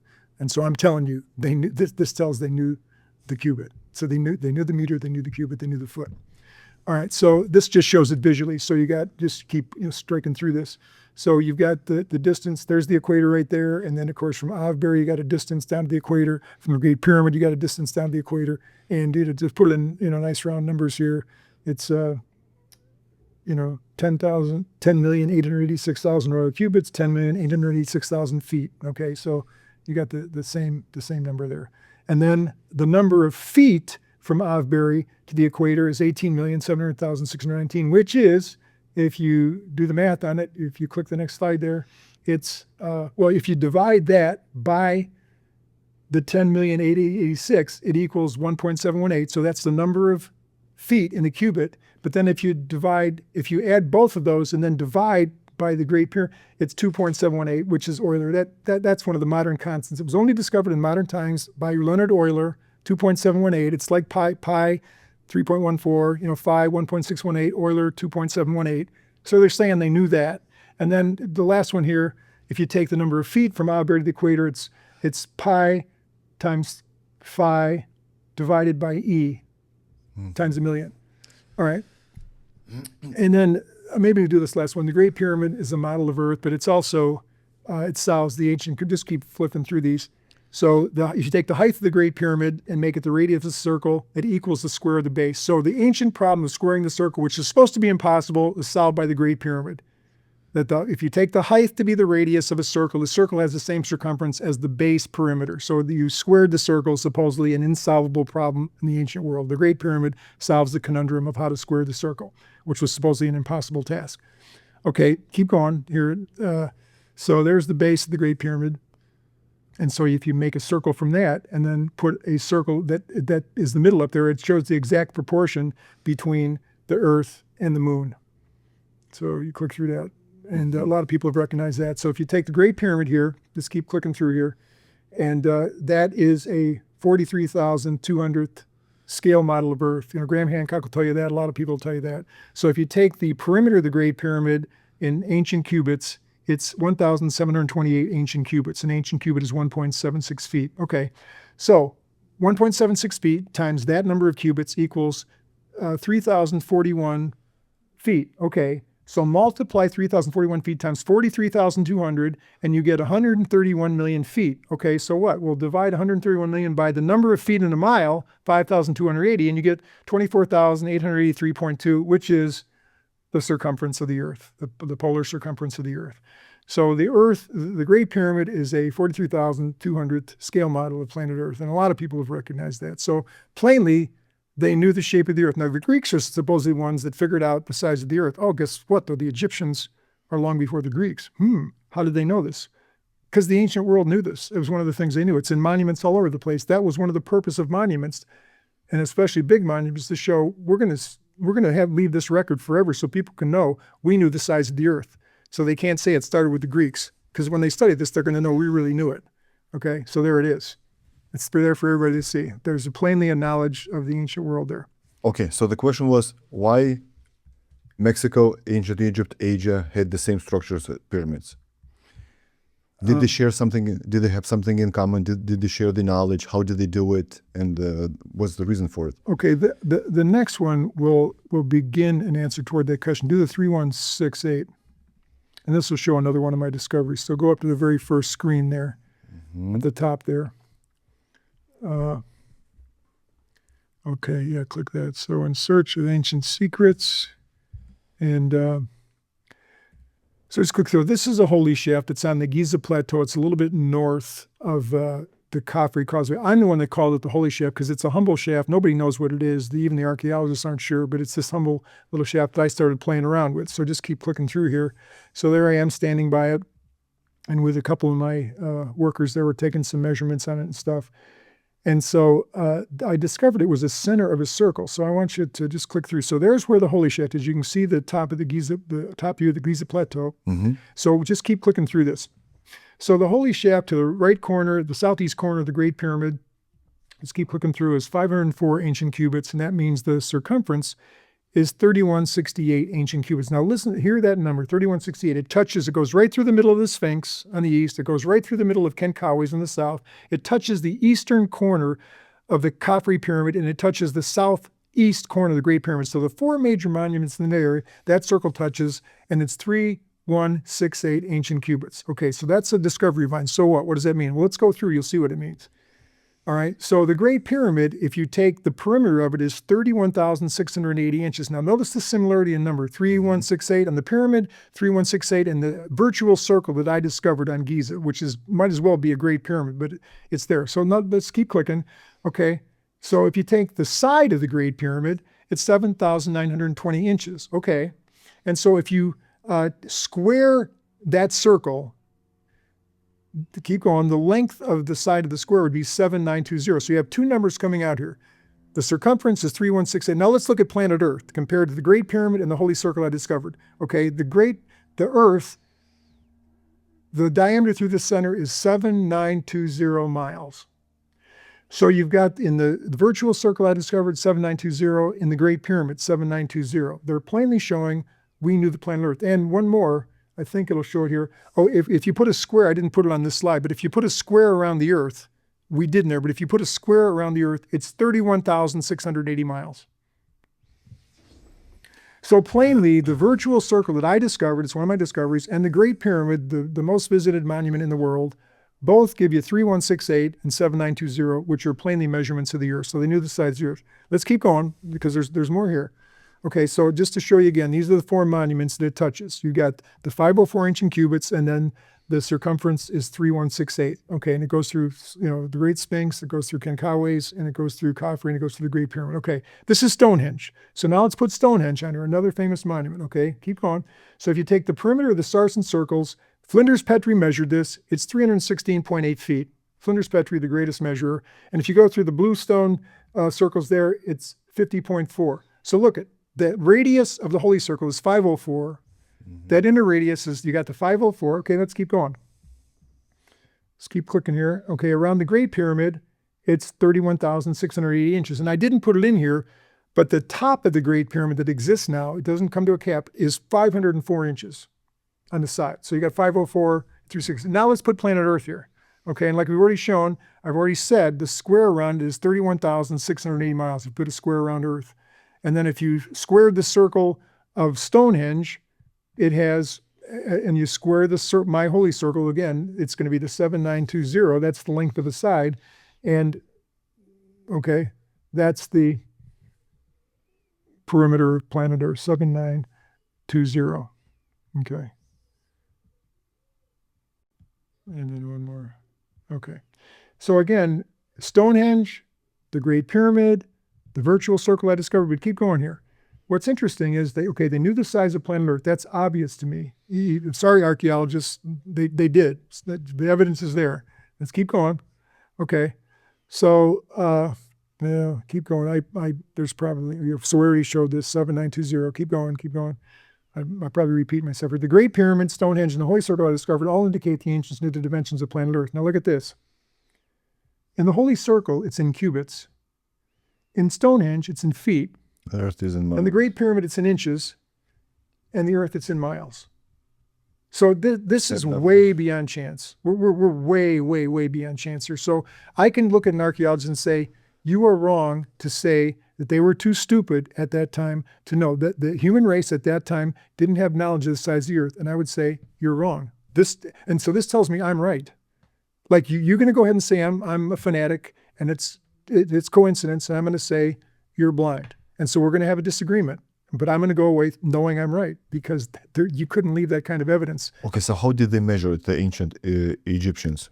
Well, let's keep Stars? going. Let's keep going. Let's keep going. I want to show you a few more things here, and then we'll take those questions. So keep going. I don't know. I probably got too much repetition going here, but let's keep going. I'll probably just keep going through, because you'll see what I'm getting at here. Okay, I added one step. Okay, 31,680 furlongs for the radius from the Earth. So now you've got a different one. Now I put the moon over there. Instead of Stonehenge, I put the moon. And show that. Okay, so if you take around the moon, it's 3,168 megalithic miles. The megalithic yard was found by Alexander Thom from Oxford University, and the megalithic miles based on that, 3168 on the moon. Look at the sun, okay? So you go the radius of the sun, 316,800. Okay, look at that. All right, let's keep going. All right. The New Jerusalem, listed in the book of Revelation, the perimeter is 31,680,000 feet. Okay, Ezekiel's temple, talked about in the Bible, the millennial temple, okay, the perimeter is 31,680. Okay. How can you explain this ancient display of the dimensions of the planet Earth in these structures? Okay. Now, this Basically, coincidence upon coincidence upon coincidence. just a little bit farther. Let me see this, okay? Bethlehem, where Jesus was born, is at 3168 degrees north. Lord Jesus Christ, if you add up Kyrios, the gematria, all the Greek letters there, keep going, it's 800. If you add up Jesus, Jesus is 888. A lot of people know that. And Christos is 1488. You add those three up, and the value of Lord Jesus Christ is 3168. So you got Bethlehem, where he was born, is 31.68 degrees north, and Lord Jesus Christ equals 3168. And you saw all those monuments, Stonehenge, the Great Pyramid, the Holy Circle I found, and then the big famous buildings, and the New Jerusalem, whose dimensions are given, and the Millennial Temple. So it says to me that what John Michel, the book I was reading on the plane flight on the way out here, was a book I'm proud to have. I spent Super Bowl Sunday a couple years ago, not partying with everybody else. I drove to the University of Notre Dame Library, Theodore Hesburgh Library, to get a book that's one of the few in the world. It's by John Michel, called Ancient Metrology. It's a study of ancient metrology. And I took a picture with my iPhone of every page because I couldn't check the book out. I spent hours there. I took a picture of every page and I printed it out. And so I made a book out of it. And I read it again on the plane over here. And what John Michel shows, he's one of the fathers of metrology, the study of the history of measure, where he says in there, I'll put it in my own terms, it actually proves, when he goes through all these numbers from buildings all around the world, these pyramids you're asking about, and other temples in the Orient and stuff, that there is only one system of measure.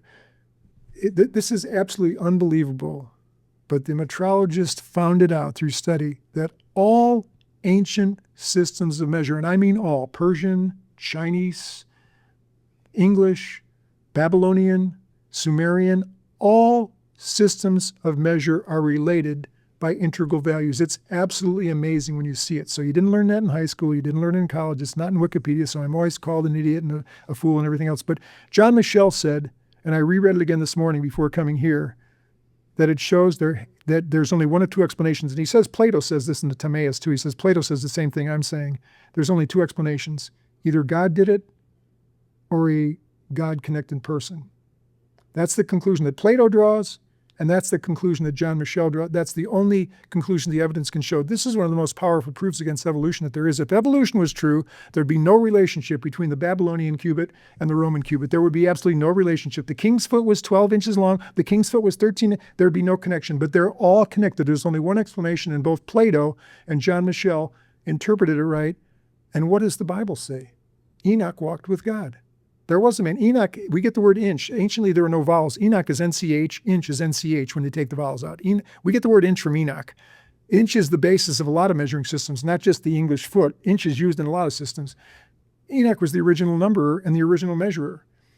Thoth, Hermes, and Mercury are mythical representations of what was a real man, a God man, a man connected to God, which Plato and John Michel said the only explanation for what we find when we really study these numbers, which most people don't, because modern science, which started at the Enlightenment, and we're so proud of modern science, doesn't accept metrology. When I studied that book in Theodore Hesburgh Library, the Dewey Decimal System had it in a section called mysticism. Here's a study of the most scientific thing you can do, measure anything that science has measured, milliliters, feet, volume, every scientific article you read is based on measurement. So the science of measurement is called mysticism. They don't accept the findings of John Michel, John Neal, Harry Sieverstein, all the famous metrologists who studied the history of measure and show this. And John Neal, he just died recently. His book, All Done with Mirrors, where he shows the conclusion that all ancient systems of measure are connected. It's absolutely unbelievable when you see it. And so Plato and John Michel say there's only one explanation possible. It goes back to an aboriginal beginning. Either God gave it and Enoch received it. So it's a God-given system because, by the way, all these systems about the cubit, the foot, and the meter are all related to the earth. So the measurement, and it says in Revelation, when they're measuring the temple, it says it's the measure of the angel, that is of man. And so it talks about the measurement of an angel and a man. So God gave that measurement. It's the measurement he used to measure the New Jerusalem, whose conclusion I showed you on the previous screen. So either God gave measurement to Enoch, or Enoch, in working in conjunction with God and giving revelations, just the way John Dee, the advisor to Queen Elizabeth, got visitations from angels, and he got Enochian tables.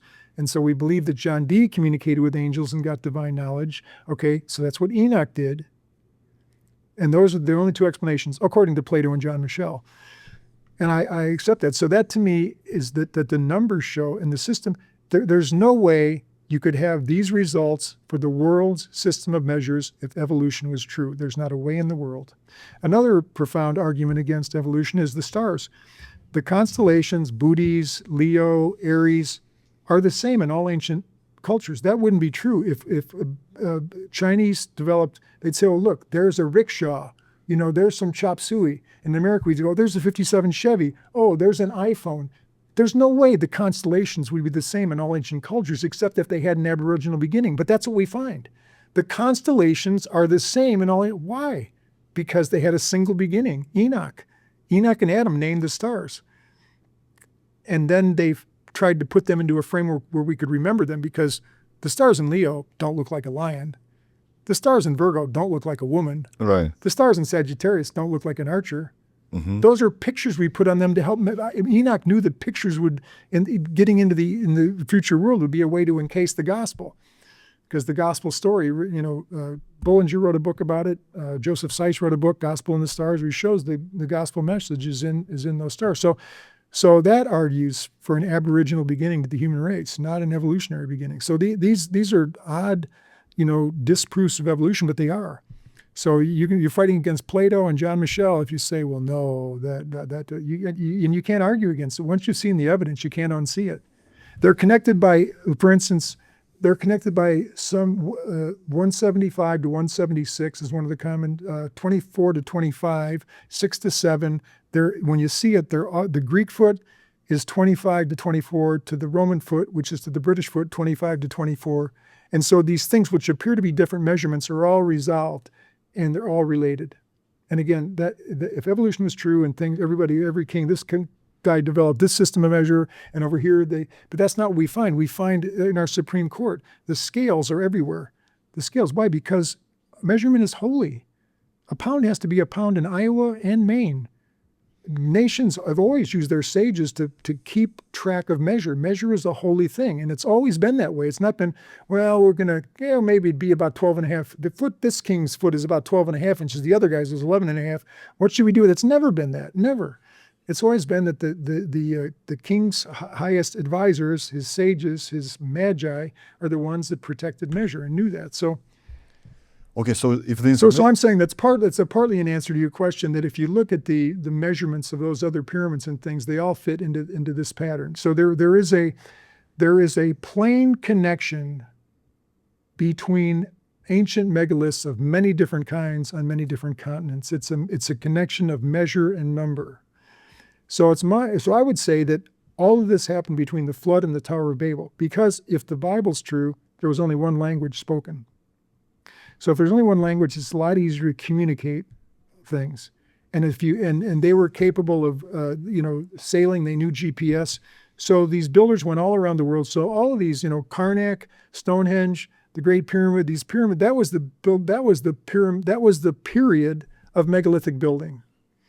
And they obviously had a GPS knowledge, and they were able to sail. The Phoenicians were known to go all around the world and spread their language and stuff. So that's when these were all built. And then when the Tower of Babel happened, that's when an amnesia entered the human race. Because when the flood happened, Noah still had the knowledge. He had taken the knowledge of the ancient world, and when he and his sons were building the ark, they had all that knowledge. And I'm sure the ark was a tremendously advanced archaeological construction, architectural construction.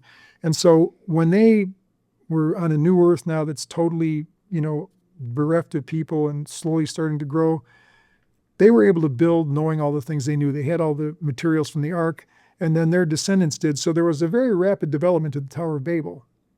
But then when the Tower of Babel collapsed, you have to get from Babel to coal, steel, computer. There's thousands of years between the caveman days after Babel. It took us thousands of years as a race to finally get to coal, steel, computers, the modern revolution. It took thousands of years, but it didn't take that long from the flood to the Tower of Babel, because I'm sure the Tower of Babel was an incredible technological piece of architecture. It happened quickly because they had that knowledge. Once the Tower of Babel collapsed, nations were scattered and languages appeared. And even Noam Chomsky, the linguist, says the best explanation for the development of languages is the Tower of Babel. Because languages, although people teach that they grow in families, there's no evidence that any language evolved from any other language. That's why Noam Chomsky, the lead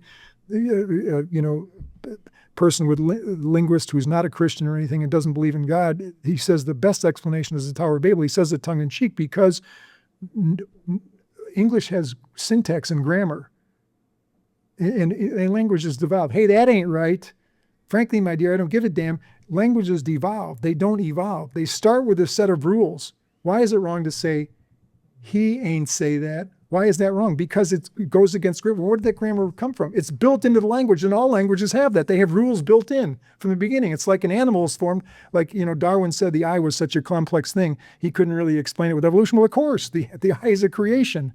You can't have just an optic nerve and an eye forms. You can't have just an optic nerve and a cornea. You can't just have an optic nerve and a cornea. And that all has to be there at once. Mm-hmm. You can't give an evolution. And so it's the same thing with languages. Languages all have rules and syntax. They're all together. There's no evidence of one language growing into another. There isn't. There's evidence of languages devolving, but not the other. So when these different languages came about, and I have no idea how the process was, Velikovsky writes about the amnesia that took place when there were some solar flares, and that led to a great, forgetting of things. I had amnesia one day in my life. I fell off a barn, and I don't remember that day. I just know from people telling me what happened, and so I have a little sense of amnesia. When you have amnesia, you don't remember the story of Noah. You don't remember the story of the ark. You don't remember that there was only one language. You're sort of starting over, and so then there was beginnings in many places. And that led to the world that we have now, where we believe there's all this separate disconnection, but the world before that was very unified. That's why there's a single language among the megaliths, because that came from the period of time when there was one language between the flood and the Tower of Babel. So, I just think, as I said, I can explain every fact that people use to throw against what I'm saying. It all fits in somewhere. It all fits into a rational framework that's believable, and it's the story we've been told, and I'm enlightened. As a young man, I'd set off like Siddhartha. I put a sign, Alaska or bust, on the side of my Jeep. I kissed my fiance goodbye, my mother goodbye, and I did what every young man should do. I set off and searched my soul, just like Siddhartha did. That's what I did. Everybody should do it. Not many people do. I left everything, and I stopped at universities, churches, seminaries, anywhere where I could talk with people about the meaning of life. And I had a college education. I had a football scholarship to Colgate. I got a Eastern education. I was very educated, but I knew I didn't know the meaning of life. And I went in search of it, and I found it. And I'm sharing some of you in this podcast. I'm enlightened, and I'm not ashamed to say it. I know the truth. I know the truth that'll set me free. I'm not guessing. Well, gee, I hope I have the truth. A lot of people, New Age people, spout all this woo-woo.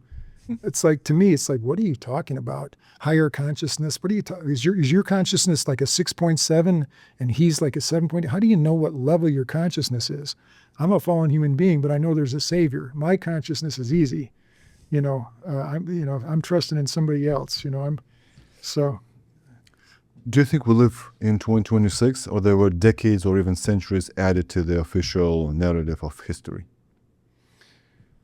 Ask that again. Do you think that the year right now is 2026, or there were decades or centuries added? You know, I've read some of that stuff. I know you've had some guests on that talk about things like that.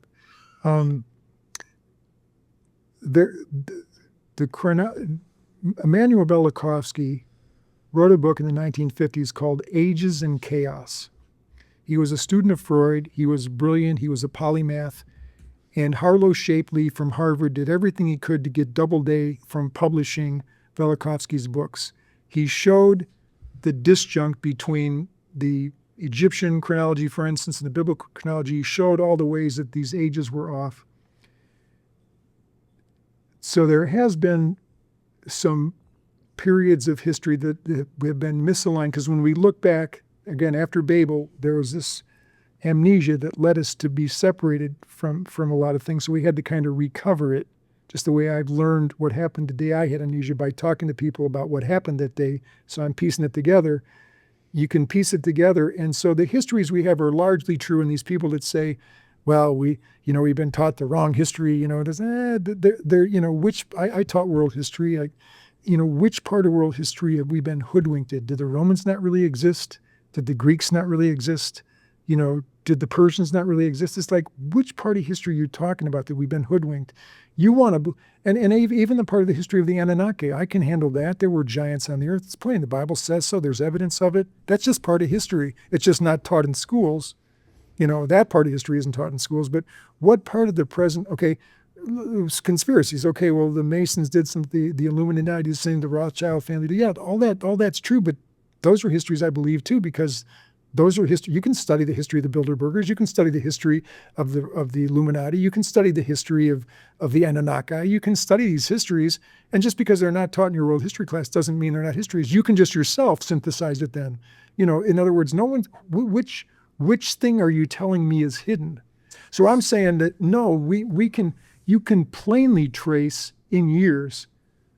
As a matter of fact, the Bible gives a complete connection of numbers, except for one place. People don't know this when you study it closely.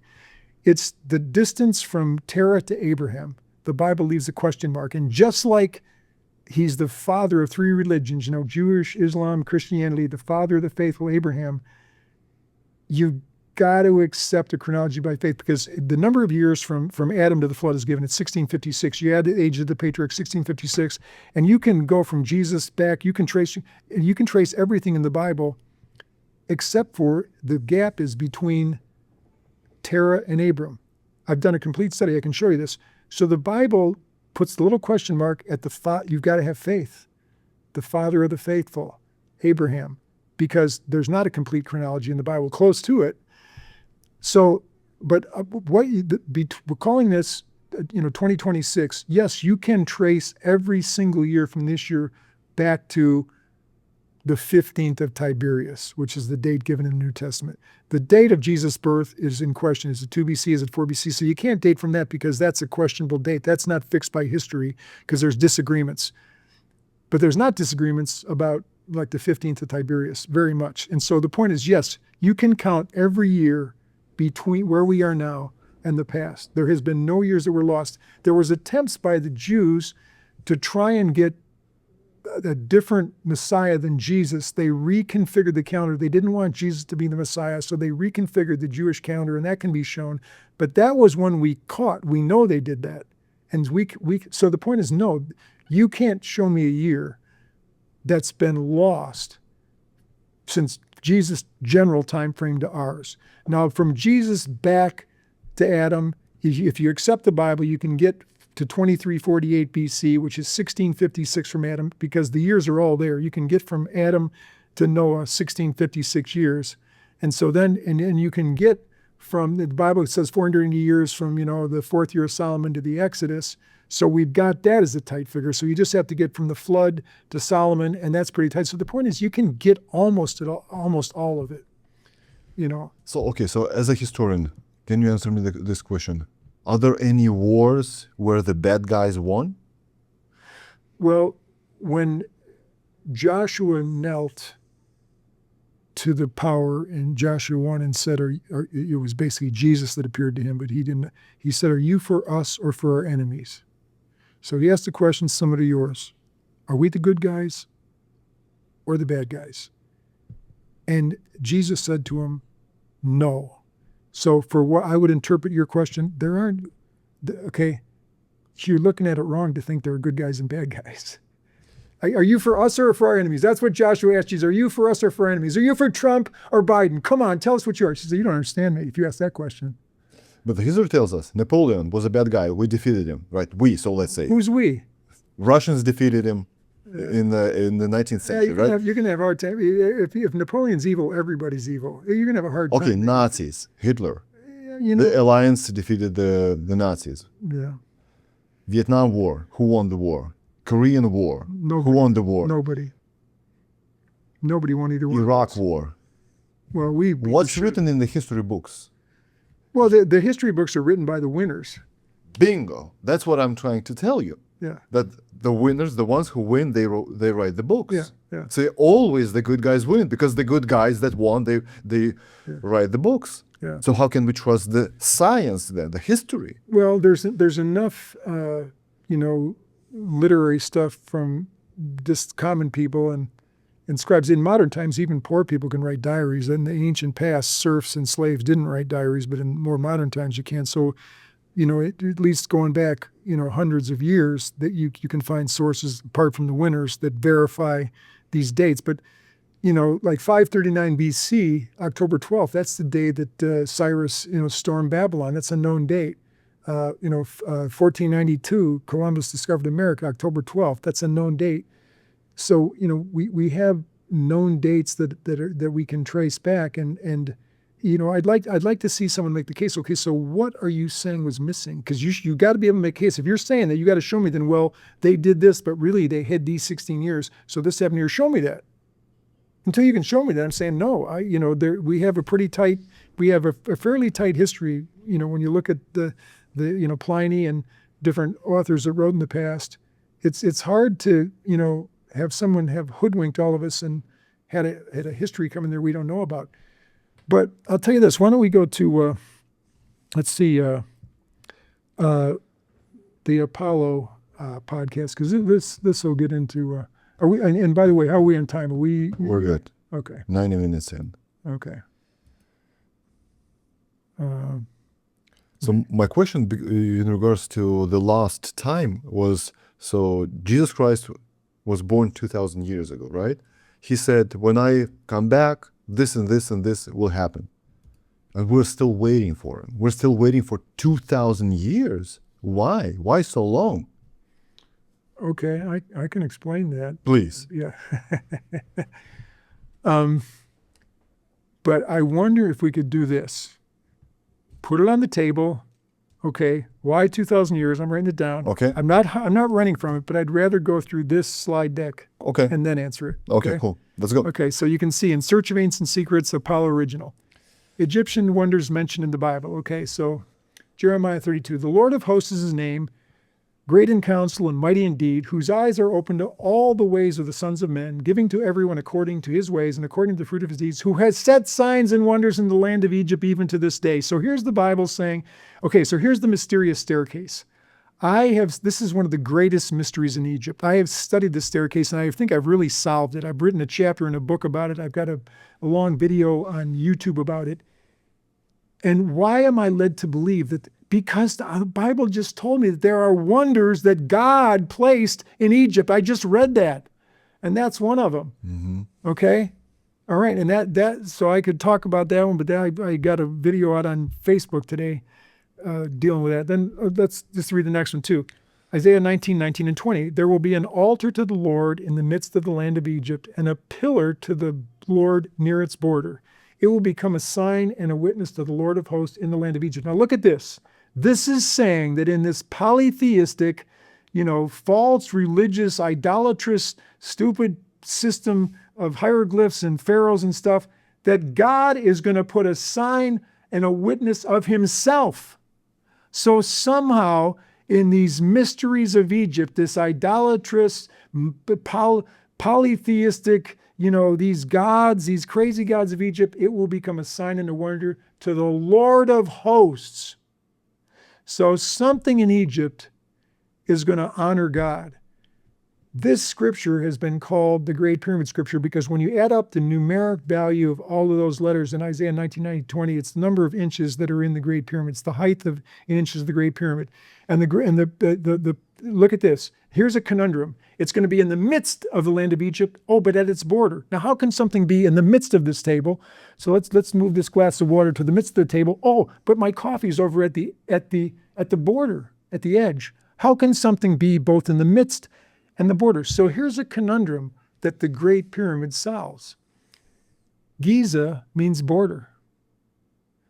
It's the Great Pyramid of Giza. It's at the border. Its very name says border. And anciently, the land of Egypt was defined by where the Nile flood. Outside of that, there was nothing but desert. Nobody lived out there. There was no political boundaries. So the pyramid's right next to the border of Egypt. It's right near Nile. And Giza means border. So it's at the border. But it's amidst of the, if you look at the delta, and it's, there's Upper Egypt and Lower Egypt, it's in the middle, so it's in the midst. So the Great Pyramid is both in the midst and at the border. And I will show you, as we go on in this presentation, that it is meant to be a witness to the Lord of hosts. In the middle of Egypt, the most famous pyramid, the most visited monument in the world, except for the Eiffel Tower, is a witness to the Lord of hosts. So let's move along here. So here's the Vitruvian Man from Da Vinci, and the great, it's another whole side shoot, but Da Vinci plainly showed the Great Pyramid in this picture. If normally the Vitruvian Man is considered to be, the ideal human. So in relationship to the cosmos, that's what the circle and square and stuff is. But Da Vinci put horizontals in the Vitruvian Man that are not part of the human anatomy.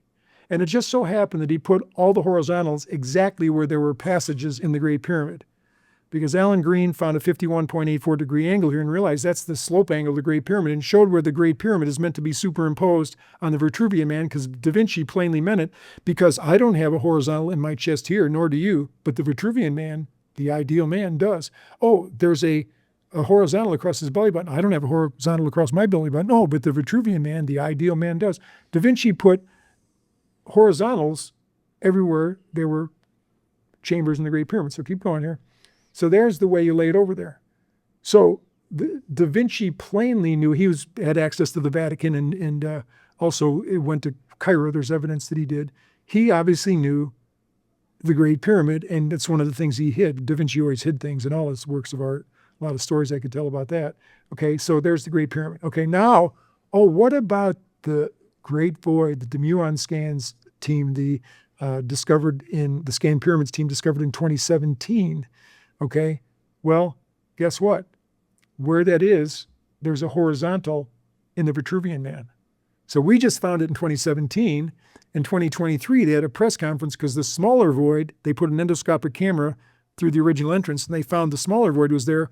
And Zahi Hawass more or less told us on the Mad Field podcast that in 2026, later this year, he's going to reveal the endoscopic camera. They're going to show that they got into that void, and it's going to look not like that cloudy thing there. It's going to be, I'll show you a picture of what it's going to be. So keep going here. That cloudy thing there that they discovered through muons, when they actually show us the endoscopic camera, okay, that's what it's going to look like. I'm telling you right now. So before Zahi Hawass shows us later this year what the endoscopic, look at that chamber there. You've never seen that chamber before. That's what it's going to look like. I'm telling you right now, because Da Vinci knew ahead of time, and I'm telling you ahead of time that's what it's going to be. This came from Jean-Pierre Houdin, the great French architect, who knows more about the Great Pyramid than anybody on the face of the earth. He's made scale models of it. He studied it, how they built it. He's the one that explains how they built it through an internal ramp. He's the one that corresponded with him about this. This is his, but how does he know it's going to look like that? Because the relieving chamber above the king's chamber is heavy granite. Well, the king's chamber is heavy granite. How did they get the heavy granite up there? They needed the grand gallery to get it there, besides whatever liturgical purpose it had. Its functional purpose was to be using counterweights, what they used to get the granite blocks up to the king's chamber. But how did we get the granite blocks up to the relieving chambers above the king's chamber? The grand gallery wouldn't help for that, because Jean-Pierre Houdin shows exactly how they use the grand gallery as the ramp using counterweights to get you need the exact same thing to get the granite blocks and the relieving chambers. And that's why he knows it's going to look like that. And you wait and see when Zahiwa, as he promised on the Matt Beal podcast, is going to show us in 2026. You're going to see that. I told you ahead of time. Okay, let's keep going here. Okay, so that's John Pierre Dean. Now, this is an interesting thing. My friend Robert Grant, some people know Robert Grant. He's a great polymath. He's got a big YouTube and Instagram channel and a lot of other things I could say about him. He had a vision that there's a granite throne that's going to be in that chamber. So I think in the next, that's where it's going to be. So when we get this endoscopic camera in here and that chamber looks like that, like John P. Herdine, the architect, says it's going to look like, Robert Grant had a vision that there's going to be a granite throne there. And I said to him, Robert, because I've been, Robert and I spent 8 hours one time in the Great Pyramid. He spent a lot of money to give us access to the Great Pyramid. And I'm leading, I'm going to be one of the teachers on his tour in November, his Alpha Chi Omega tour to Egypt. And in 2023, he hired me to be a teacher on his cruise there. And so we've had a lot of talks. And I said, the reason this is big is because there's no thrones in any pyramid. Pyramids are the place where you go to die. And I'm not, okay, I get it. Yeah, no, mummy's ever been found. Yeah, I get it. But you know what? Pyramids are all in the West. The West is where the sun sets. They all have burial chambers. So there's something to do with death in the pyramids. Please don't give me the, okay, it's one of the purposes. It plainly is. Let's get over that. So there's no, the throne is something a living king, that would be on the east side of the Nile. The living king reigns from a throne. When he goes in the stars to his death, that the pyramid represents that, before he goes, there's no throne there. So I said that would be huge if there is a granite throne that's found there when they scan that. So that'll be interesting to see if his vision is true and there will be a throne there.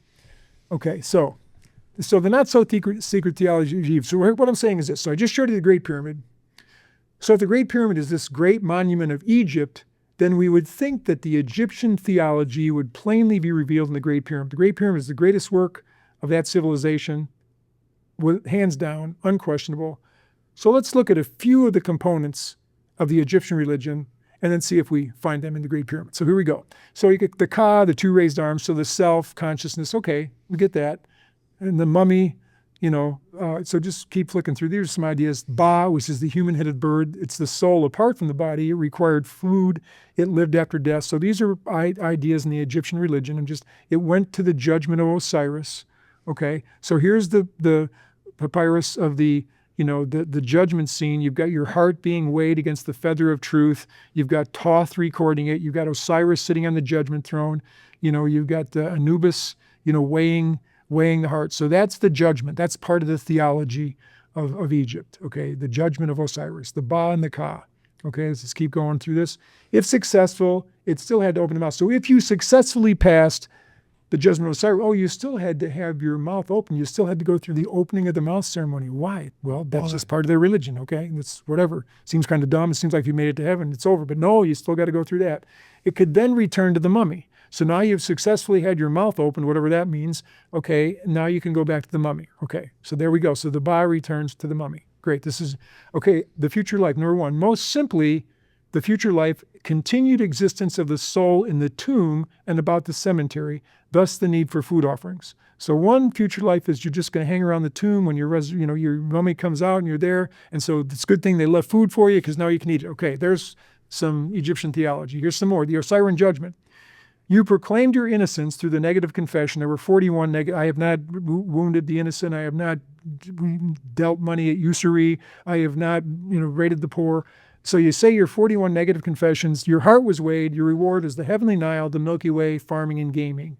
It could also be done on earth. So either you're going to farm and game in heaven or you're going to farm and game on earth. Okay, that's Egyptian theology. Number 3, the sun god Ra. The soul joins the setting sun in the west, and so you get on God's boat and then you enjoy being on the boat with the sun god Ra. So these are different elements. Okay, here's the problem. None of these three futures, the life in the tomb, the rising with Osiris, the rising Ra, is really depicted in the Great Pyramid, which is supposed to be a key to eternal life. As my discoveries have shown, I've shown many places that the symbolism is eternal life. But where's this Egyptian theology in those passages we just saw?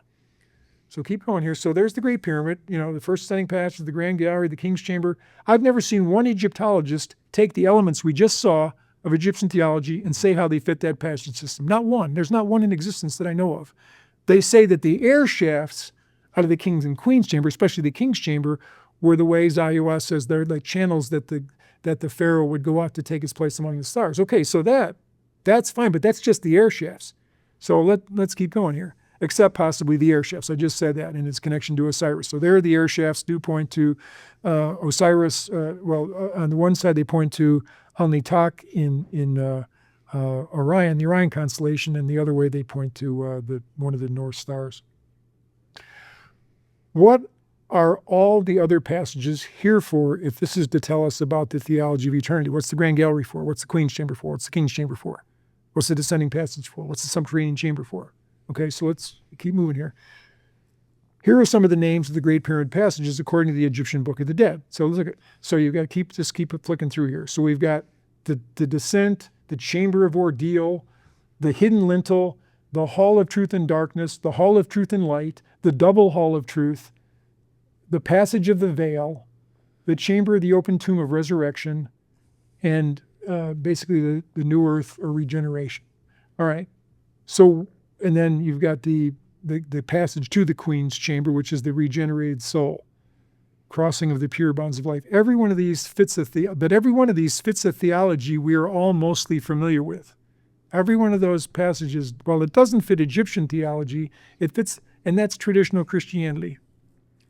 Every one of those can be explained, and I'll go on here and talk about this a little bit, but okay, first of all, there are books about Christianity and the pyramid. The first one was by John Taylor, 1859, the same year that Darwin wrote The Theory of Evolution. John Taylor's writing a book that says, the patriarchs got knowledge into the Great Pyramid of Pahl. Keep going. A Miracle in Stone by Joseph Seiss, showing that the Great Pyramid is a revelation from God. And then you've got the Great Pyramid by the Astronomer Royal from Scotland, the leading astronomer in Scotland, C.P. Ozzie Smith, says the Great Pyramid is a revelation of God, Isaiah 19. And then the Edgar brothers said it's a revelation from God, Isaiah 19. And then Adam Rutherford wrote a 4-volume set of pyramidology saying the Great Pyramid is a revelation from God. And so, Basil Stewart, I've got a whole library of books about people that say the Great Pyramid is a revelation from God. Okay, Christianity and the pyramid, ? How could that be? These books likely found what Enoch left hidden in the Great Pyramid. Okay, now look at this book. Here's a typical book, Ancient Egyptian Roots of Christianity. So you can see pictured there, you've got, the Virgin Mary and the baby Jesus, but they're saying, no, this is an Egyptian theology way before Mary and Jesus. So see, Christianity really got its roots from ancient Egypt. Mm-hmm. No. Enoch is quoted by Jude in the New Testament. Enoch is prophesying the second coming. So Enoch, who lived before the flood, gave a prophecy of the second coming. And Jude says, behold, the Lord comes with 10,000 of his saints to execute judgment upon all, that the ungodly might receive the ungodly deeds, might receive punishment for the ungodly deeds. It's a prophecy from Enoch about the second coming. Now, you think Enoch walked with God. You think if God showed Enoch the second coming, that he showed him the first coming? Probably. So did he know about a Savior that would be born to a virgin in Bethlehem? Yes, he did. Because he was a prophet. He's the one that got into the human race, the 3168. He's the one that got into the human race, the knowledge of the size of planet Earth. Because once you've learned it, I know that the speed of light is 299,792,458 meters per second. Did I measure it? No, I'm trusting the scientists who taught me that. So all of Enoch's disciples were taught that the square around the earth is 31,680 miles. They didn't measure it. Enoch taught it to them. Enoch got these measurements of the size of the earth and it's plain. It's in the monuments. Okay, thousands of years ago. But do you think this is the reason why the books of Enoch are the Apocrypha? Well, the Book of Enoch was part of the Bible in the Ethiopian Bible, and so Enoch, nothing that Enoch wrote has come down to us. That's why he put the gospel in the stars. That's why he put measurements in buildings. Those have come down to us. No writing. We don't have one writing that was before the flood. Anything written on metal would be, warped and rusted. Anything on paper would be dissolved. Nothing we have written comes from Enoch. So anything, Book of Enoch 1, Book of Enoch 2, anything like that, they're all various forms of distortion, but some of them are much truer than others. And the Book of Jasher is mentioned in the Bible. The Book of Jasher has a lot of stories about Enoch in it. And so you can piece together, and there, Michael Heiser and a bunch of people have become experts on Enoch. The point is we have a pretty good idea of what Enoch taught. And Jason Brashears, I was on his podcast a couple weeks ago. He's the most knowledgeable person in the world about information about Enoch. There's 2 places in the Bible Enoch is talked about, short little things, but there are hundreds of ancient works that talk about Enoch, and Jason Brashears knows about them, and he's written a book about that. So Enoch is profoundly documented in the ancient world, not just a couple little sentences in the Bible. Mm-hmm. And Egypt, that's where the myths, I keep saying, of Hermes, Thoth, and Mercury came from. They're myths. There's no god Thoth that ever existed. I'm sorry, that's a myth. Thoth is a myth. The bird-headed thing, that's a myth. There's no being that ever existed that had that. That's a myth. It's what came from Enoch. Enoch was so powerful that myths developed from him. Michael Jordan is even known about in Aboriginal places in Australia. Names get, blown up way beyond who they are. So Enoch's name became famous, and it got mythologized, turned into mythology. But Enoch was the one that put these into the human race. So he knew about the first coming. So why couldn't the first coming be exemplified in the Great Pyramid? And of course it is. It is. And let's just look at the proofs in the pudding. So it's not that it. So here's a couple. This is a thing I've studied. This is interesting to me. Okay, so there are 2 entrances to the Great Pyramid. The original entrance to the Great Pyramid is offset. So the original entrance is the big cutout there with the grand chevrons there. So just keep flicking through here. So that's the entrance everybody goes in now. That's the intruder's entrance. That's the current entrance to the Great Pyramid that all visitors go into. That's in the center of the pyramid. The original entrance is offset. You can see the offset there. Well, why would it be offset if it's the original entrance? Why would the original entrance to the Great Pyramid be offset? Well, let's keep going here. It's a metaphor. Okay. Well, I'm saying it's a metaphor. These things are, Enoch left things in stone like this to be so that they couldn't be gainsaid. It's a metaphor, the way to seek the divine. In other words, if you start in the center, I'm ready. I'm all perfect. I'm centered. My consciousness is right. I'm entering in now. No, you're not. The original entrance is off to the left, buddy. And it starts by going down and you have to duck. Oh, maybe you got to approach God a different way than saying, I'm all good. I'm ready. I'm perfected. I'm ready. Or versus, oh, maybe I need to humble myself and duck down and go down, because that's what happens. Okay, let's keep going here. Or to sell everything. Pardon me? Or to sell everything, just like that man. Yeah, Jesus said, sell everything and come with me. Yeah. So this is what this is the parable of the original entrance. So so here you can see I got pictured up there things that are actually inside the Great Pyramid up above. So now that we know that, let's look at just keep flicking through here. So there's the original entrance, and there's the intruder's entrance that was tunneled in there after the pyramid was built. It's in the exact center of the pyramid. Okay. So there's the exact center of the pyramid. It might not look like it on this diagram, but it is. And there's an offset.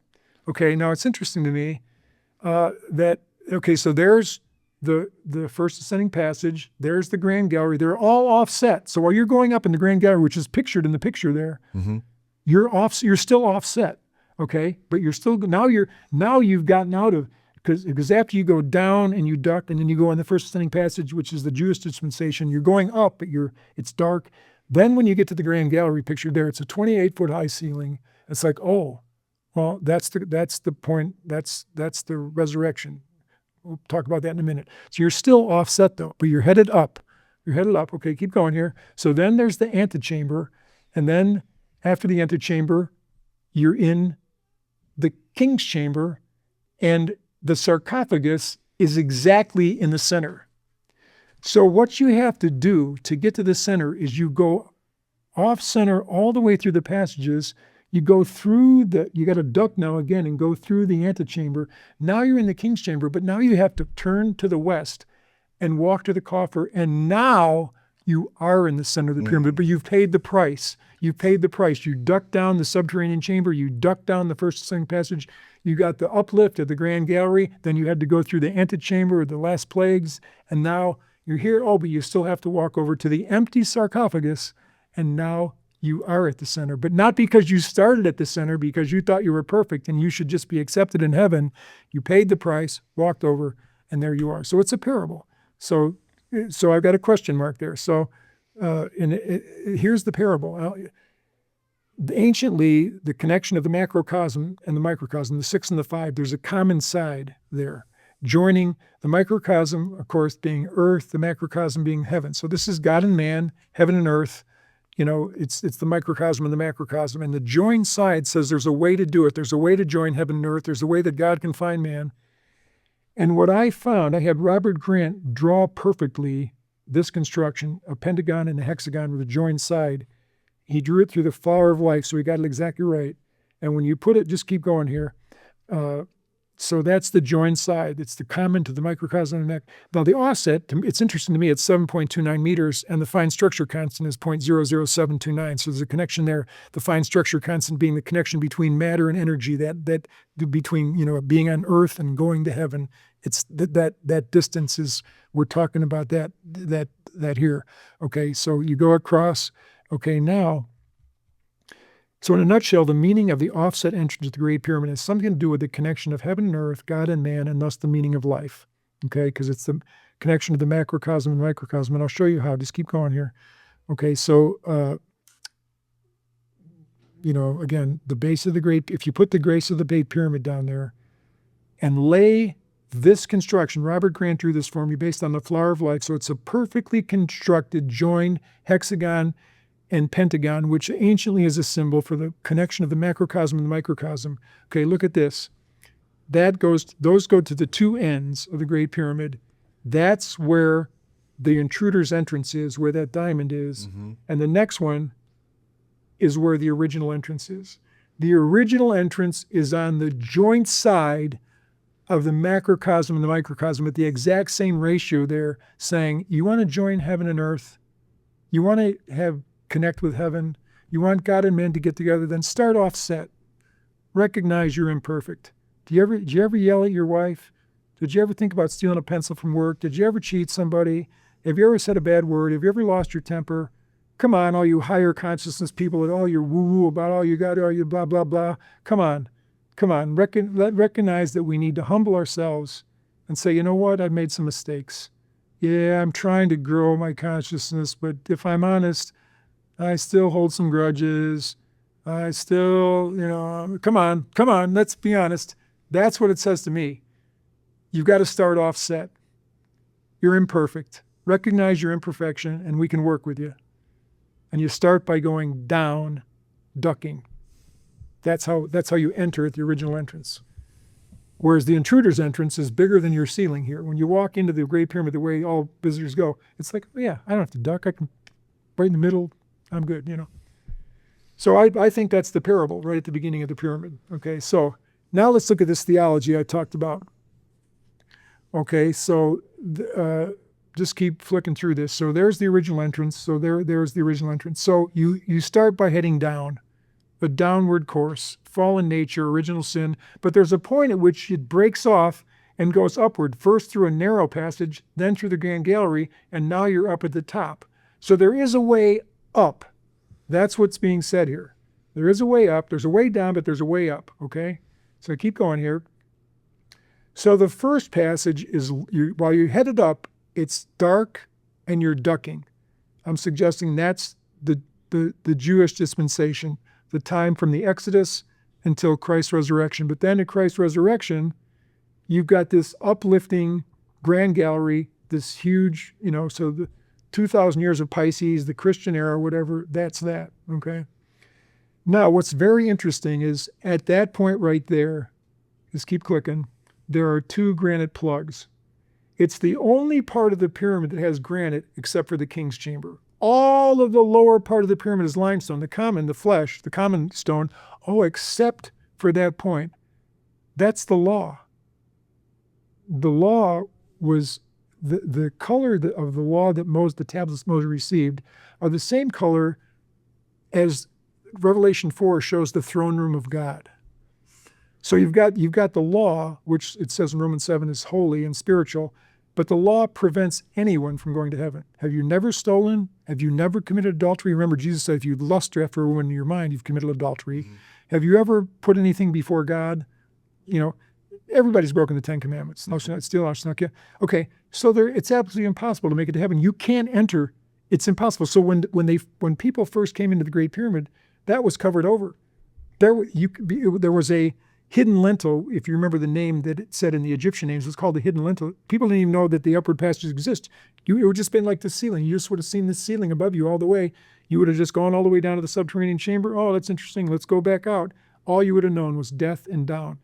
Okay. Because of those plugs, they prevented access upward, which is by the Jewish dispensation. The law was given to the Jews. Okay, you can't be saved by the law. Those granite plugs are the only, granite is gold. It's like things of heaven. The law is spiritual and holy, Romans 7:12, Romans 7:14, but they prevent anyone from making it to heaven. No one could make it. So this is Genesis. Interest. This is Genesis. This is Exodus. This is New Testament. This is Hades. Yeah, yeah. And it's interesting. And what I'm saying is, if you had to diagram this, forget about the Great Pyramid. You just gave, okay, listen, kids, we got 5 fifth graders here. We want to try and draw like a graphic representation of heaven. You guys are all Christians. Okay, draw what you think like a downward course to hell would be. Just draw. Okay, now draw a picture that's going up. This is the kind of thing you draw. This is a map that represents Christian theology. And it perfectly fits. Everything I'm showing here fits what standard Christian theology is. I haven't invented anything. Like, I didn't invent the granite plugs. Those are in there. Though you're not going to get those out. That says it's impossible to enter up there this way. It's impossible. You can't make it to heaven by, I haven't stolen from anybody. I'm basically a good person. I haven't done anything wrong. You'll never make it to heaven that way.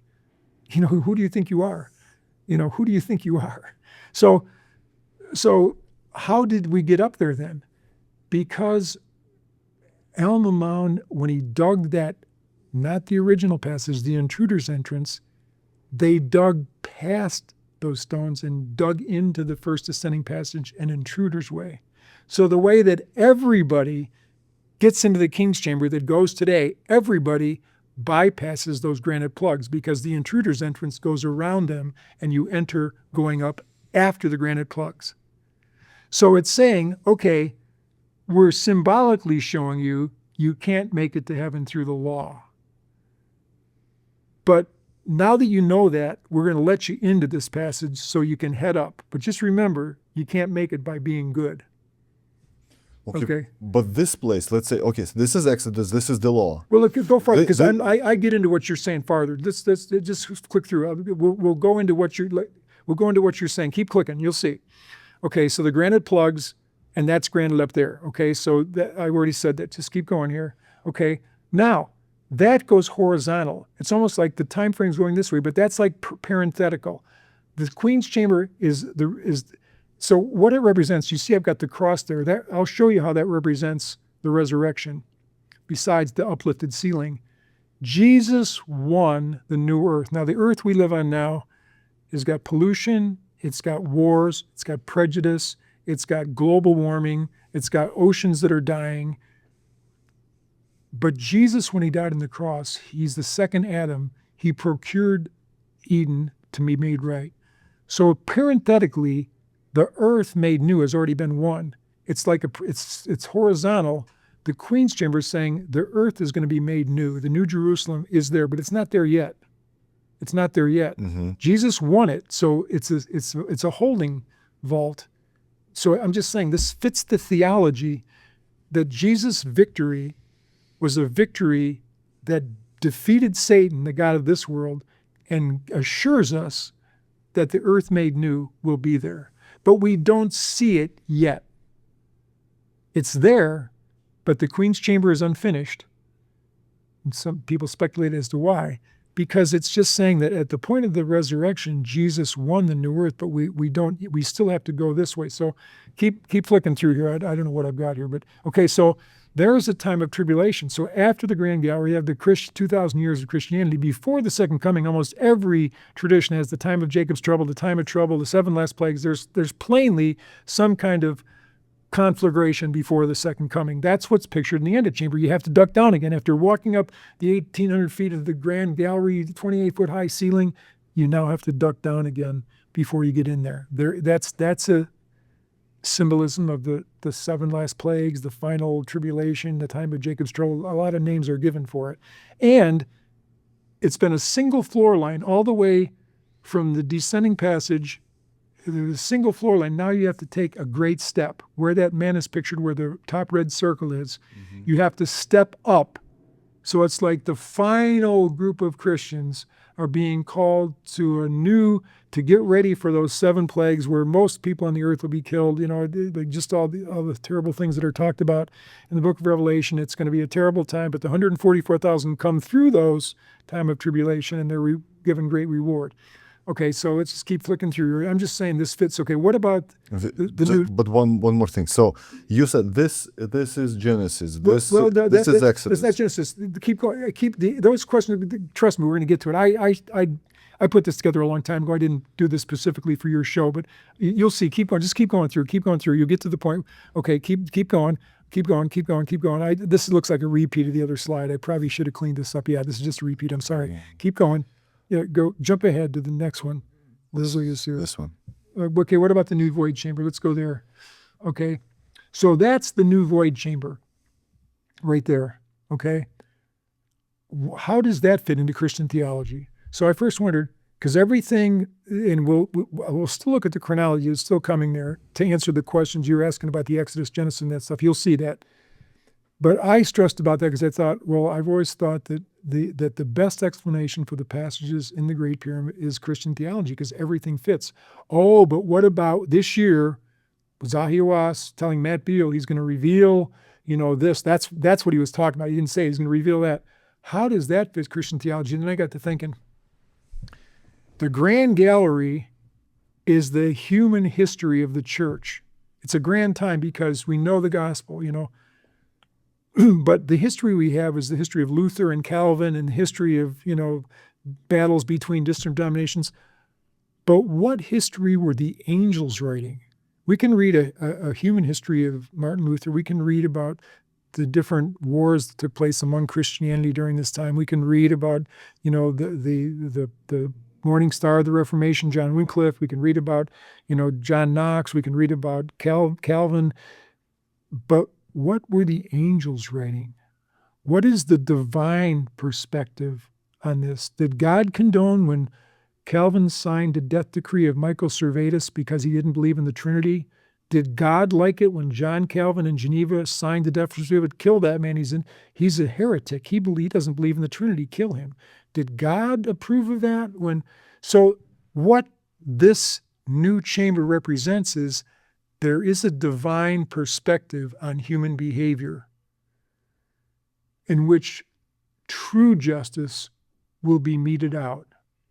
Man-made justice, Trump's sense of justice against illegal aliens, man's sense of judgment is coming out in our time frame. But what is God's sense of judgment?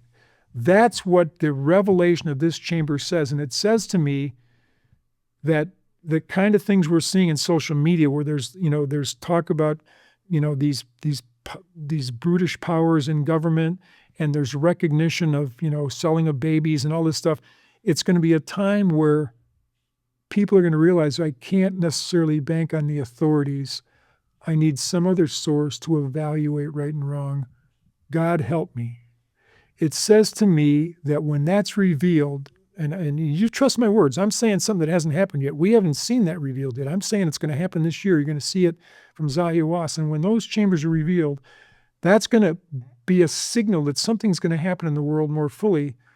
It says, that talks about the latter rain in the book of Revelation, of an outpouring of the Spirit. And that day, young men shall see visions. There's going to be this greater outpouring from a divine perspective that's going to give people courage that they haven't maybe had in the past to stand against an Antichrist.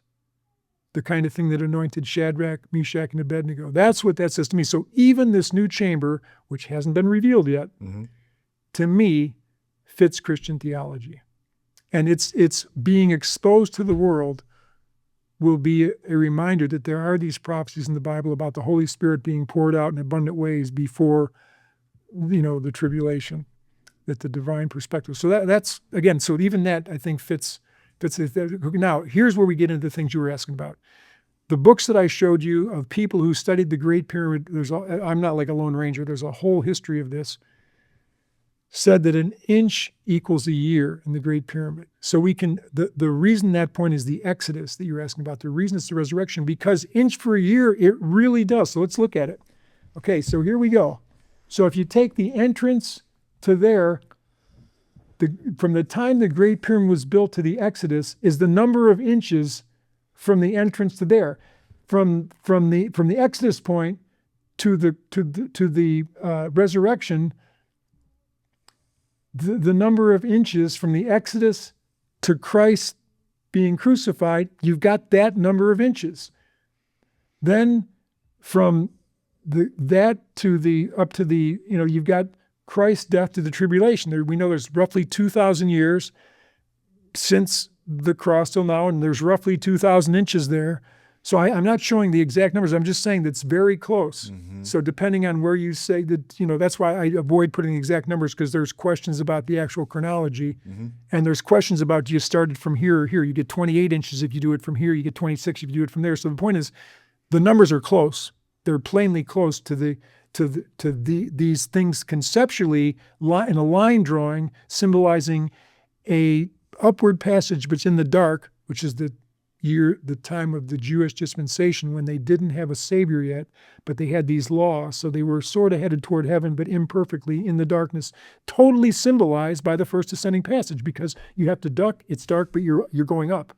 So it's better to have the law, knowing it's wrong to kill and steal. Mm-hmm. It's better to have that than to not have it, but you're still not in the light. But then the eyes of angels were open, because there was still, I think, some question in angels' minds. Did Satan have it right? When Jesus died on the cross and the good angels saw that Satan is the one that tortured him and put him to that, the New Testament tells us that settled the story. So that's the resurrection at that point. And then when you get up close to the top there, the tribulation period, you can get into, some pages say that was an inch for a month up there or something. That's a different time scale. But at least you can see how, and so these are basal. So now what I did now is I did this. I put one person's measurements and dates in there to show. That's why I was avoiding specific things, because there's a lot of debate. This is Basil Stewart's. Okay, let's look at it. Okay, so here's Basil Stewart's. You see, so this is the theology we've talked about, the Exodus from Christ and all that. So we're going to put Basil Stewart's theology on here. But keep going. No, you keep. But what I was saying is that if Christ was born here, and you accept Jesus, the only way to Father, you go up. But if you reject Jesus, you go straight to Hades. That fits too. Okay, but so keep going. You see the years. I just want to show. I didn't do a good job of putting this together. But here's Basil Stewart. Okay, so here's from his book. So you can see that he's got. If you extend the slope down to the same angle, he says that's 4,000 BC. That's your Genesis point down there, mm-hmm. according to Basil Stewart. Okay, mm-hmm. Now keep going. So there's your 6,000 years, okay? Because that's the beginning point. Now let's go to the actual entrance, the initial entrance, okay? And let's go to the Exodus point there.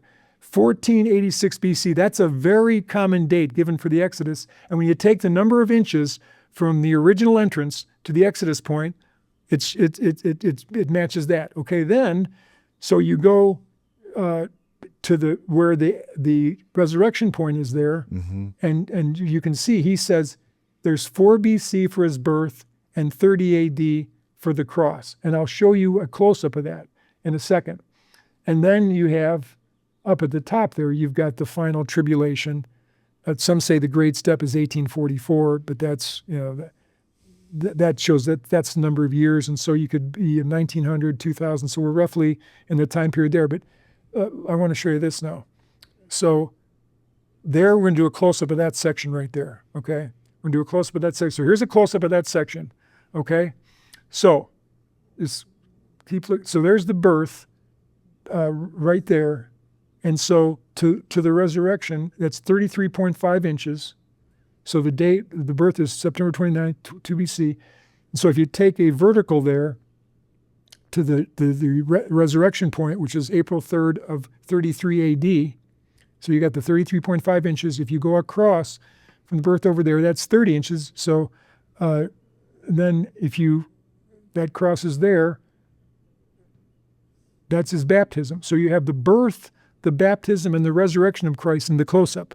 And people have shown exactly that that's 33 and a half inches. Jesus was 33 and a half when he was crucified. He was 27, where if you take the 30-inch line and take the circle over, that would be the time his ministry began, when he was 30. So the birth, baptism, death, and resurrection of Christ are prophesied in the Great Pyramid. So this is a bunch of books say this stuff. You can go ahead and crucify me for saying it. I'm just showing you what other people have said. And at an inch for a year, you have a profound revelation of Christ. And then keep going. There's a little bit more here. Okay, the Bethlehem line.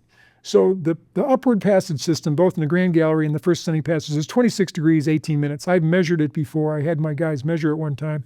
But it's at 26 degrees, 18 minutes. That's the angle of the upward passage there. Okay, so that's the angle of the upward passage. Okay, so if you go to the Great Pyramid on this map and draw an angle of 26 degrees, 18 minutes, so put the Great Pyramid down there where it is in Cairo, and draw an angle using Google Earth, I've done it, at 26.18 degrees, it goes to Bethlehem. So you take the slope angle that's in the passages that lead, that I just showed you, and it points to Bethlehem. And remember the 3168, Bethlehem, it's 31.68 degrees latitude. Lord Jesus Christ, 3168. And there you have the passage angle of the Great Pyramid, the upward passage system there. So I'm simply making the point, as one who has one of the largest libraries on the Great Pyramid in the world, who studied the Great Pyramid all my life, that there isn't a book that really explains the passages in the Great Pyramid from the Egyptian theology point of view. But there are a bunch of books that explain it from a Christian point of view. And remember, I showed you the scripture, Isaiah 19 and 20. Behold, in that day there shall be an altar to the Lord in the midst of the land of Egypt, and a pillar at the border thereof, and it shall be a witness to the Lord of hosts. So what I've just shown you is the way the Great Pyramid is a witness to the Lord of hosts. That fulfills the prophecy of Isaiah 19 and 20. And if you're a Christian, you don't believe this, then you tell me what Isaiah 19 is referring to.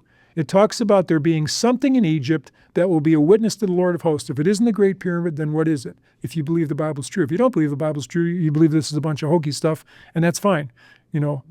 That's fine. But if you believe the Bible is a revelation, then it says that something in Egypt, something that's the pillar, and it's a monument, and the Great Pyramid is a pillar. A pillar is like an obelisk that has a pyramid at the top of it, and it's certainly a monument. It's one of the greatest monuments in the world, and it's a witness to the Lord of hosts. So, Larry. Yes. The last question on the podcast is always the same. Let's have two assumptions with you. Assumption number one is the President of the United States of America is the most powerful human being on planet Earth. You can make a case for that, sure. Assumption number two is you become one. You become the President of the U.S. Once you do so, you have all these secret agencies and just three-letter agencies at your disposal. Yeah. CIA, FBI, NSA. Yeah. They know everything in the world. Yeah, a lot of it, yeah. You ask a question, and they will give you an honest answer. They're going to tell you the truth. What will be your first question? Well, yeah, the assumption is they're going to tell you the truth because, I was just talking with one of my friends about, there's a bunch of, people that aren't truth tellers in there. I'm sure that there's a battle in the current administration between those two sides, and so it's an assumption that's not true, but I'll accept your assumption. So the first question I ask him is, how can we, I'm the one that claims to be the one that avoids wars, even though I just named my Defense Department the Department of War. I'm the one that claims to be the one who avoids wars. You generals have wanted to attack Iran. You want to obliterate Iran. I want to really find a way to work with Iran. The Persian people are wonderful people. We need to build a world that doesn't use the old-fashioned form of using wars to settle conflicts. That's a crude and an anachronistic way to solve problems. I want to truly be a Dalai Lama. I want to be a man of peace. I want to win the Nobel Prize the right way. Tell me how we can forge an alliance with Russia and China and Iran and the rest of the world that will be a lasting and real commingling. Okay, let's say they tell you it's not in our interest. you are here for only 4 or 8 years, but we are here for decades. We've always been there. Our ancestors been there in power, and our kids are going to be in power. So this, what you're proposing, is not in our interest. Would you expose it to the public as the president of the US, that the ruling class, the Greek cardinals, is not interested in this kind of I would say this. ruling? Well, that's my command to you, and if you have to murder me, go ahead. That's what I would say. I would say that's my command to you, to find out the way we can do that. And if you don't like that, kill me. Impeachment. I want to say impeachment the No, next I'd say kill me. Go ahead, kill me. But so that's you asked me what I would say. That's what I'd say. I'm a pacifist. I don't believe that killing someone ever furthers the human race. And I think Jesus was a pacifist too. If he slaps you on the one cheek, turn to him the other also. Most Christians don't want to do that. They believe in just wars. Well, it's okay to kill Hitler. It's okay to kill people. It's like, no, it's never okay to kill people. That never solves anything. If Hitler would have eventually died out, he never would. The German people never would have had him for good. He was going to go out. But it's fine to go ahead and, I respect every one of the boys that went over there on D-Day. I salute Eisenhower for trying to do the best he could. A soldier, doing his job, I totally respect that. It's just that I won't do it. I'm not going to be the one to kill anybody because I don't believe it ever solves a problem. How about in defense? Defending yourself. Jesus said, if he slap you on the one cheek, turn to him the other also. It's an impossible thing. What if someone's going to rape your wife? Well, that don't put me in that situation. Okay, let's say Russia or Iran or China invades the US. Should we defend ourselves? Well, what was Jeremiah told to tell people? What did he tell Nebuchadnezzar? What did he tell his king to do when Nebuchadnezzar came in? Do you remember? No. This you read Jeremiah. He told him to surrender to him. And the king rebelled and he fought and he got his eyes gouged out and they were taken captive. Jeremiah, the divine wisdom was given to him. So I'm not going to say that the first thing to do is, protect your land or something like that. I'm not going to say that. You start shooting at the Russians there, you're going to get killed real fast. You might kill 1 or 2 Russians, but if they've truly invaded and taken over, you're just going to die. And that's fine. And if you think that's the thing you should do, then do that. I just don't think that's the thing to do. I don't think that killing anyone ever makes the world a better place. You take him to court. You take Hitler to court. You try him for crimes. You give him a penalty that corresponds with the evil he's done. That's what you do. But if you're surrendered, I said the same thing when Obama killed, Osama bin Laden. It's like, who made you the executioner chief? Just take him to court, try him for the things he's done, and execute him or whatever the penalty he's given. That's what you do in a civilized society. You start killing people, it's like all of a sudden, like, what did he know? And that's my answer to your question, the 2,000 years. I said we'd come back to that. Why 2,000 years? Because God is good. God doesn't kill. God loves. He's holy, harmless, undefiled. He dwells in light, unapproachable. In him there is no darkness. Satan comes to steal, kill, and destroy. It says in Ezekiel, I have brought forth, God says to the man of sin, I have brought forth fire from the midst of thee, and it has consumed thee. So what is in the midst of Satan? Hatred, evil, lies, revenge, lies. And so if God takes something from the midst of Satan, that's not something God does. God doesn't work in those things. So what God's saying, I'm going to let you destroy yourself. That's the snake biting its tail. Enoch put that symbol in the human race to tell us, the Ouroboros, that evil destroys itself. The reason that the world's still going on is because Satan hasn't got to the point of destroying himself, but he will. He will. He'll finally think he can take the holy city and he'll detonate a bomb that's going to end up annihilating him. It'll start the lake of fire going, and Satan will kill himself. God, why hasn't God annihilated Satan? Because God doesn't kill. That's why. That's the only reason why. what he commanded. So look at Jesus said to the Pharisees, fill up your cup of iniquity. Here's Jesus telling people to sin. What are you saying, Jesus? Fill up your cup. Because Jesus knew there had to be a certain point of sin develop in a nation before it collapses. And he knew that they were just about at it, because here they are putting the Son of God to death, an innocent man who's done no wrong. And that's the height of evil. When you call something that's good evil. When you call, what had Jesus done wrong? Jesus said, the prince of this world cometh, but he hath nothing in me. Jesus knew he hadn't sinned. What's he got on me? I haven't raped anybody. I haven't thought about stealing. I've never done that. I love people. I've taught peace. What have they got on me? They don't have anything. To put that person in jail and kill him, to put him on the cross, is the height of evil. To call something that's good evil. So evil destroys itself. Jesus said, think ye not that I can call 10,000 my Father's angels, but did he know? He could have said, hey, hold just a second, I'm the Son of God. Take me down. Take me back to heaven. I can have an ice cream cone. I didn't have anything to do with this. I had nothing to do with this. Think ye not that I can call 10,000 of my Father's angels, but did he know? He took it. He became the pincushion for the sins of the world. I'll take that rap. Go ahead, kill me. Even though I'm innocent and I've done no wrong, go ahead.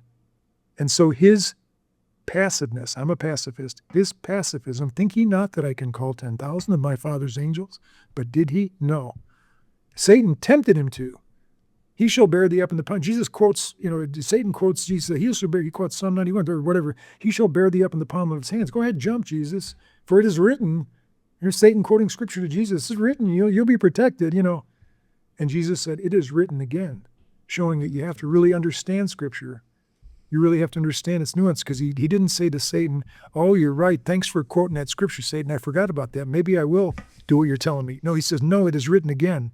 You have to use scripture in whole. So he teaches that's the principle of, you can't just use one Bible verse and say it's a doctrine. You have to put things together. He says, it is written again, thou shalt not tempt the Lord thy God. So Jesus doesn't kill. Satan's going to destroy himself. Evil destroys itself. And so that's a radical doctrine, and people will crucify me for saying that. That's fine. Go ahead. I just know it's true. And so Satan's not going to be destroyed until he destroys himself. So the world is going to get worse. It's getting worse, and it's going to get worse. But there comes a point, it says in Revelation 11, God will destroy those who destroy the earth. So it sounds like God destroying. Let's stop and think about that for a second.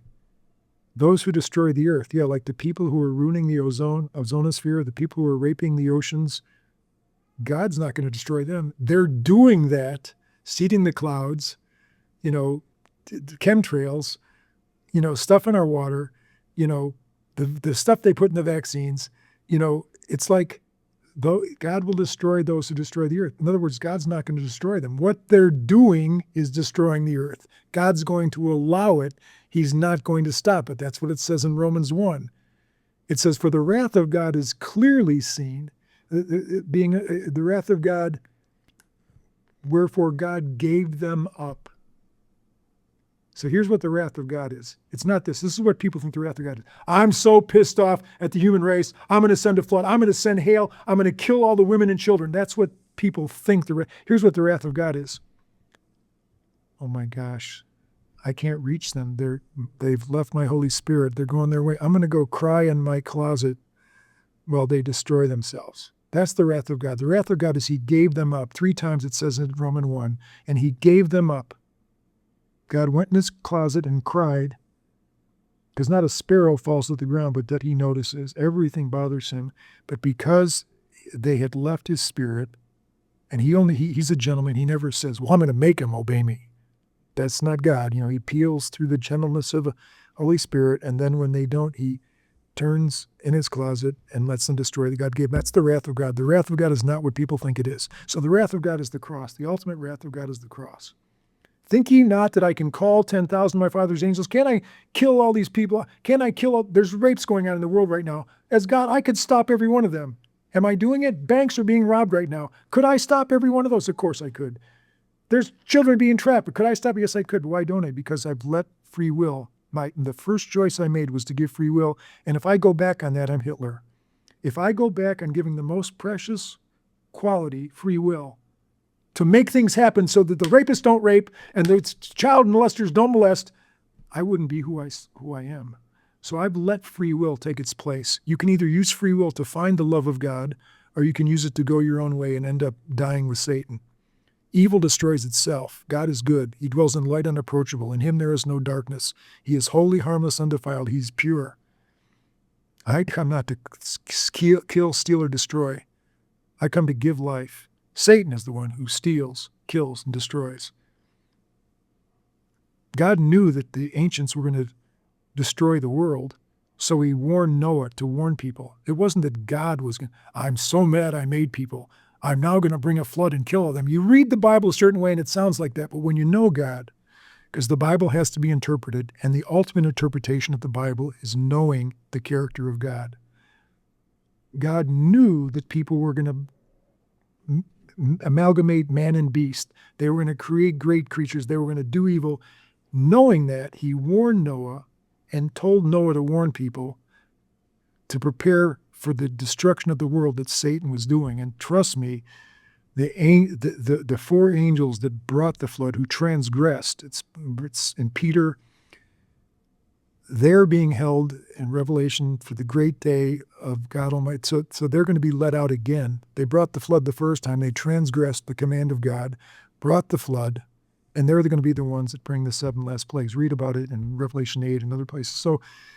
So evil destroys itself. God is love. He lets free will. He made the choice to make us in his image. And if you truly love God, it's because you choose to love him. If you're serving God out of compulsion, you're like a Jehovah's Witness who's going out feeling like you have to or you'll be lost. You can't serve God out of compulsion. You have to freely choose the love of God and follow him, and then you'll know the love of God. But God is not, he doesn't rape people. He doesn't force you to go his way. He has a still small voice, it says in Isaiah. He's got a gentle Holy Spirit. When he, the Spirit of truth, has come, he will guide you into all truth. If you can listen, if you can hear him, it takes learning to differentiate the different voices that are around us. It takes wisdom to know the difference between good and evil. Many prophets are going out in the world, it says in John, but many false prophets are going out in the world. Therefore, test the spirits whether they be of God. And so, some people that I, interface with, they tell me about what the beings from Arcturus are telling them, and they don't know that it's demons. People are telling me that they know about these third heavens and all these things. Yeah, demons will tell you. Demons are very powerful, and they'll make you feel important. Because when you're with a being that's more powerful than you, because demons are more powerful than us, they know things, they can do things, they have powers, you feel very, very like enlivened. It's like this good feeling until you start to realize, and you interface with this guy for a while, that he's kind of controlling you and moving you, and it's not good. You have to realize it takes discernment to test the spirits whether they be of God. For many false prophets are going out in the world, it says in John. And many people today, when demons more than ever, as Christian ethics are leaving, and just general goodness is leaving, and all manner of artificial intelligences even being built into human beings and stuff, and there's less, compassion and stuff. There's bound to be an increasing number of false spirits and false gods, and so it's a time for living in discernment. Amen. God bless you, sir. God bless you. It's almost like, okay, and I'm going to probably regret that I said some of this because I forgot that I'm on camera. It's like I'm just talking to you, but that's what I believe. I believe that God is love. And, I refer to God as the Alpha and Omega because I discovered an Alpha and Omega in the Great Pyramid. It's a really powerful story. Because my friend Robert Grant discovered an Alpha and Omega up in the King's Chamber on the sarcophagus rim, but I found an Alpha and Omega in a secret part of the Great Pyramid, and you have to have private entrance to get there. And so because of that, I talk about God as the Alpha and Omega, because Jesus 3 times in the New Testament, 4 times in the King James, refers to himself as the Alpha and Omega. He says, I'm the Alpha and Omega, the first and the last, the beginning and the end. That's the name that Jesus gives himself in heaven. He's not on earth now. He was called Jesus, Jesus on earth. He was called the Good Shepherd. That's his name on earth. But in heaven, he says, I'm the Alpha and Omega. So that's the name the resurrected Christ gives himself. So it's unusual to hear somebody call God the Alpha and Omega, but I'm simply believing Jesus when he says, I'm the Alpha and Omega. And since I discovered an Alpha and Omega, and my followers know that, so when I refer to the Alpha and Omega, they know I'm referring to my view of God, but it's because that's what Christ calls himself. He says, I'm the Alpha and Omega. So, he's the bread, he's the vine, he's the living waters, he's the one altogether lovely, he's the good shepherd, he's a lot of things, but the name he gives himself in his resurrected form is the Alpha and Omega. The first and the last. The first and the last. And the last place in the Bible where the word gospel is mentioned is in Revelation 14. And it says, I saw another angel flying in the midst of heaven, having an everlasting gospel to preach to them who dwell on the earth, saying with a loud voice, fear God and give glory to him, for the hour of his judgment has come. Worship him who made the heavens and the earth. So the word gospel, it says an angel, this is the last time the word gospel is used. An angel is saying with a loud voice. So what the angel is saying is the gospel. And he says, worship the Creator. He's also the judge. Doesn't say a word about Jesus, doesn't say a thing about the cross. Because normally when you hear the gospel, you think of Jesus dying on the cross. That's the gospel. But the last place where the word gospel is used, it just talks about the Creator and the judge. And I talk about the Creator and the judge all the time because a lot of New Age people will listen to that. And that's all you need, because Jesus is the Creator and he is the judge. And that's the gospel, because it's the last place in the Bible where the word gospel is used, and it talks about the Creator and the judge. There is a judgment, and whatever your level of consciousness, and you're working on raising your consciousness, that's going to be judged like anything else. You don't like to hear that because you don't believe in that. We're all God, we're all God. But, I didn't create a giraffe, Right. I didn't create a hippopotamus. I'm not God, okay? That's out of my pay grade, So I don't believe in that New Age definition of God, that we're all God. No, we're not, because all of us together didn't create the hippopotamus. We didn't. I'm sorry. There's a difference between the Creator and the creation. It's a big difference, and that's why I worship, because the difference to me is a difference of worship. I worship him. He gave me the ability to think, to talk, to move my hands like this, to study the pyramids, to go to Egypt. That's a gift I've been given. I didn't, and I appreciate that gift. And so I constantly ask the Alpha and Omega to guide me. Because if he's really Alpha and Omega, he's in here. He's in this room right now with you and me.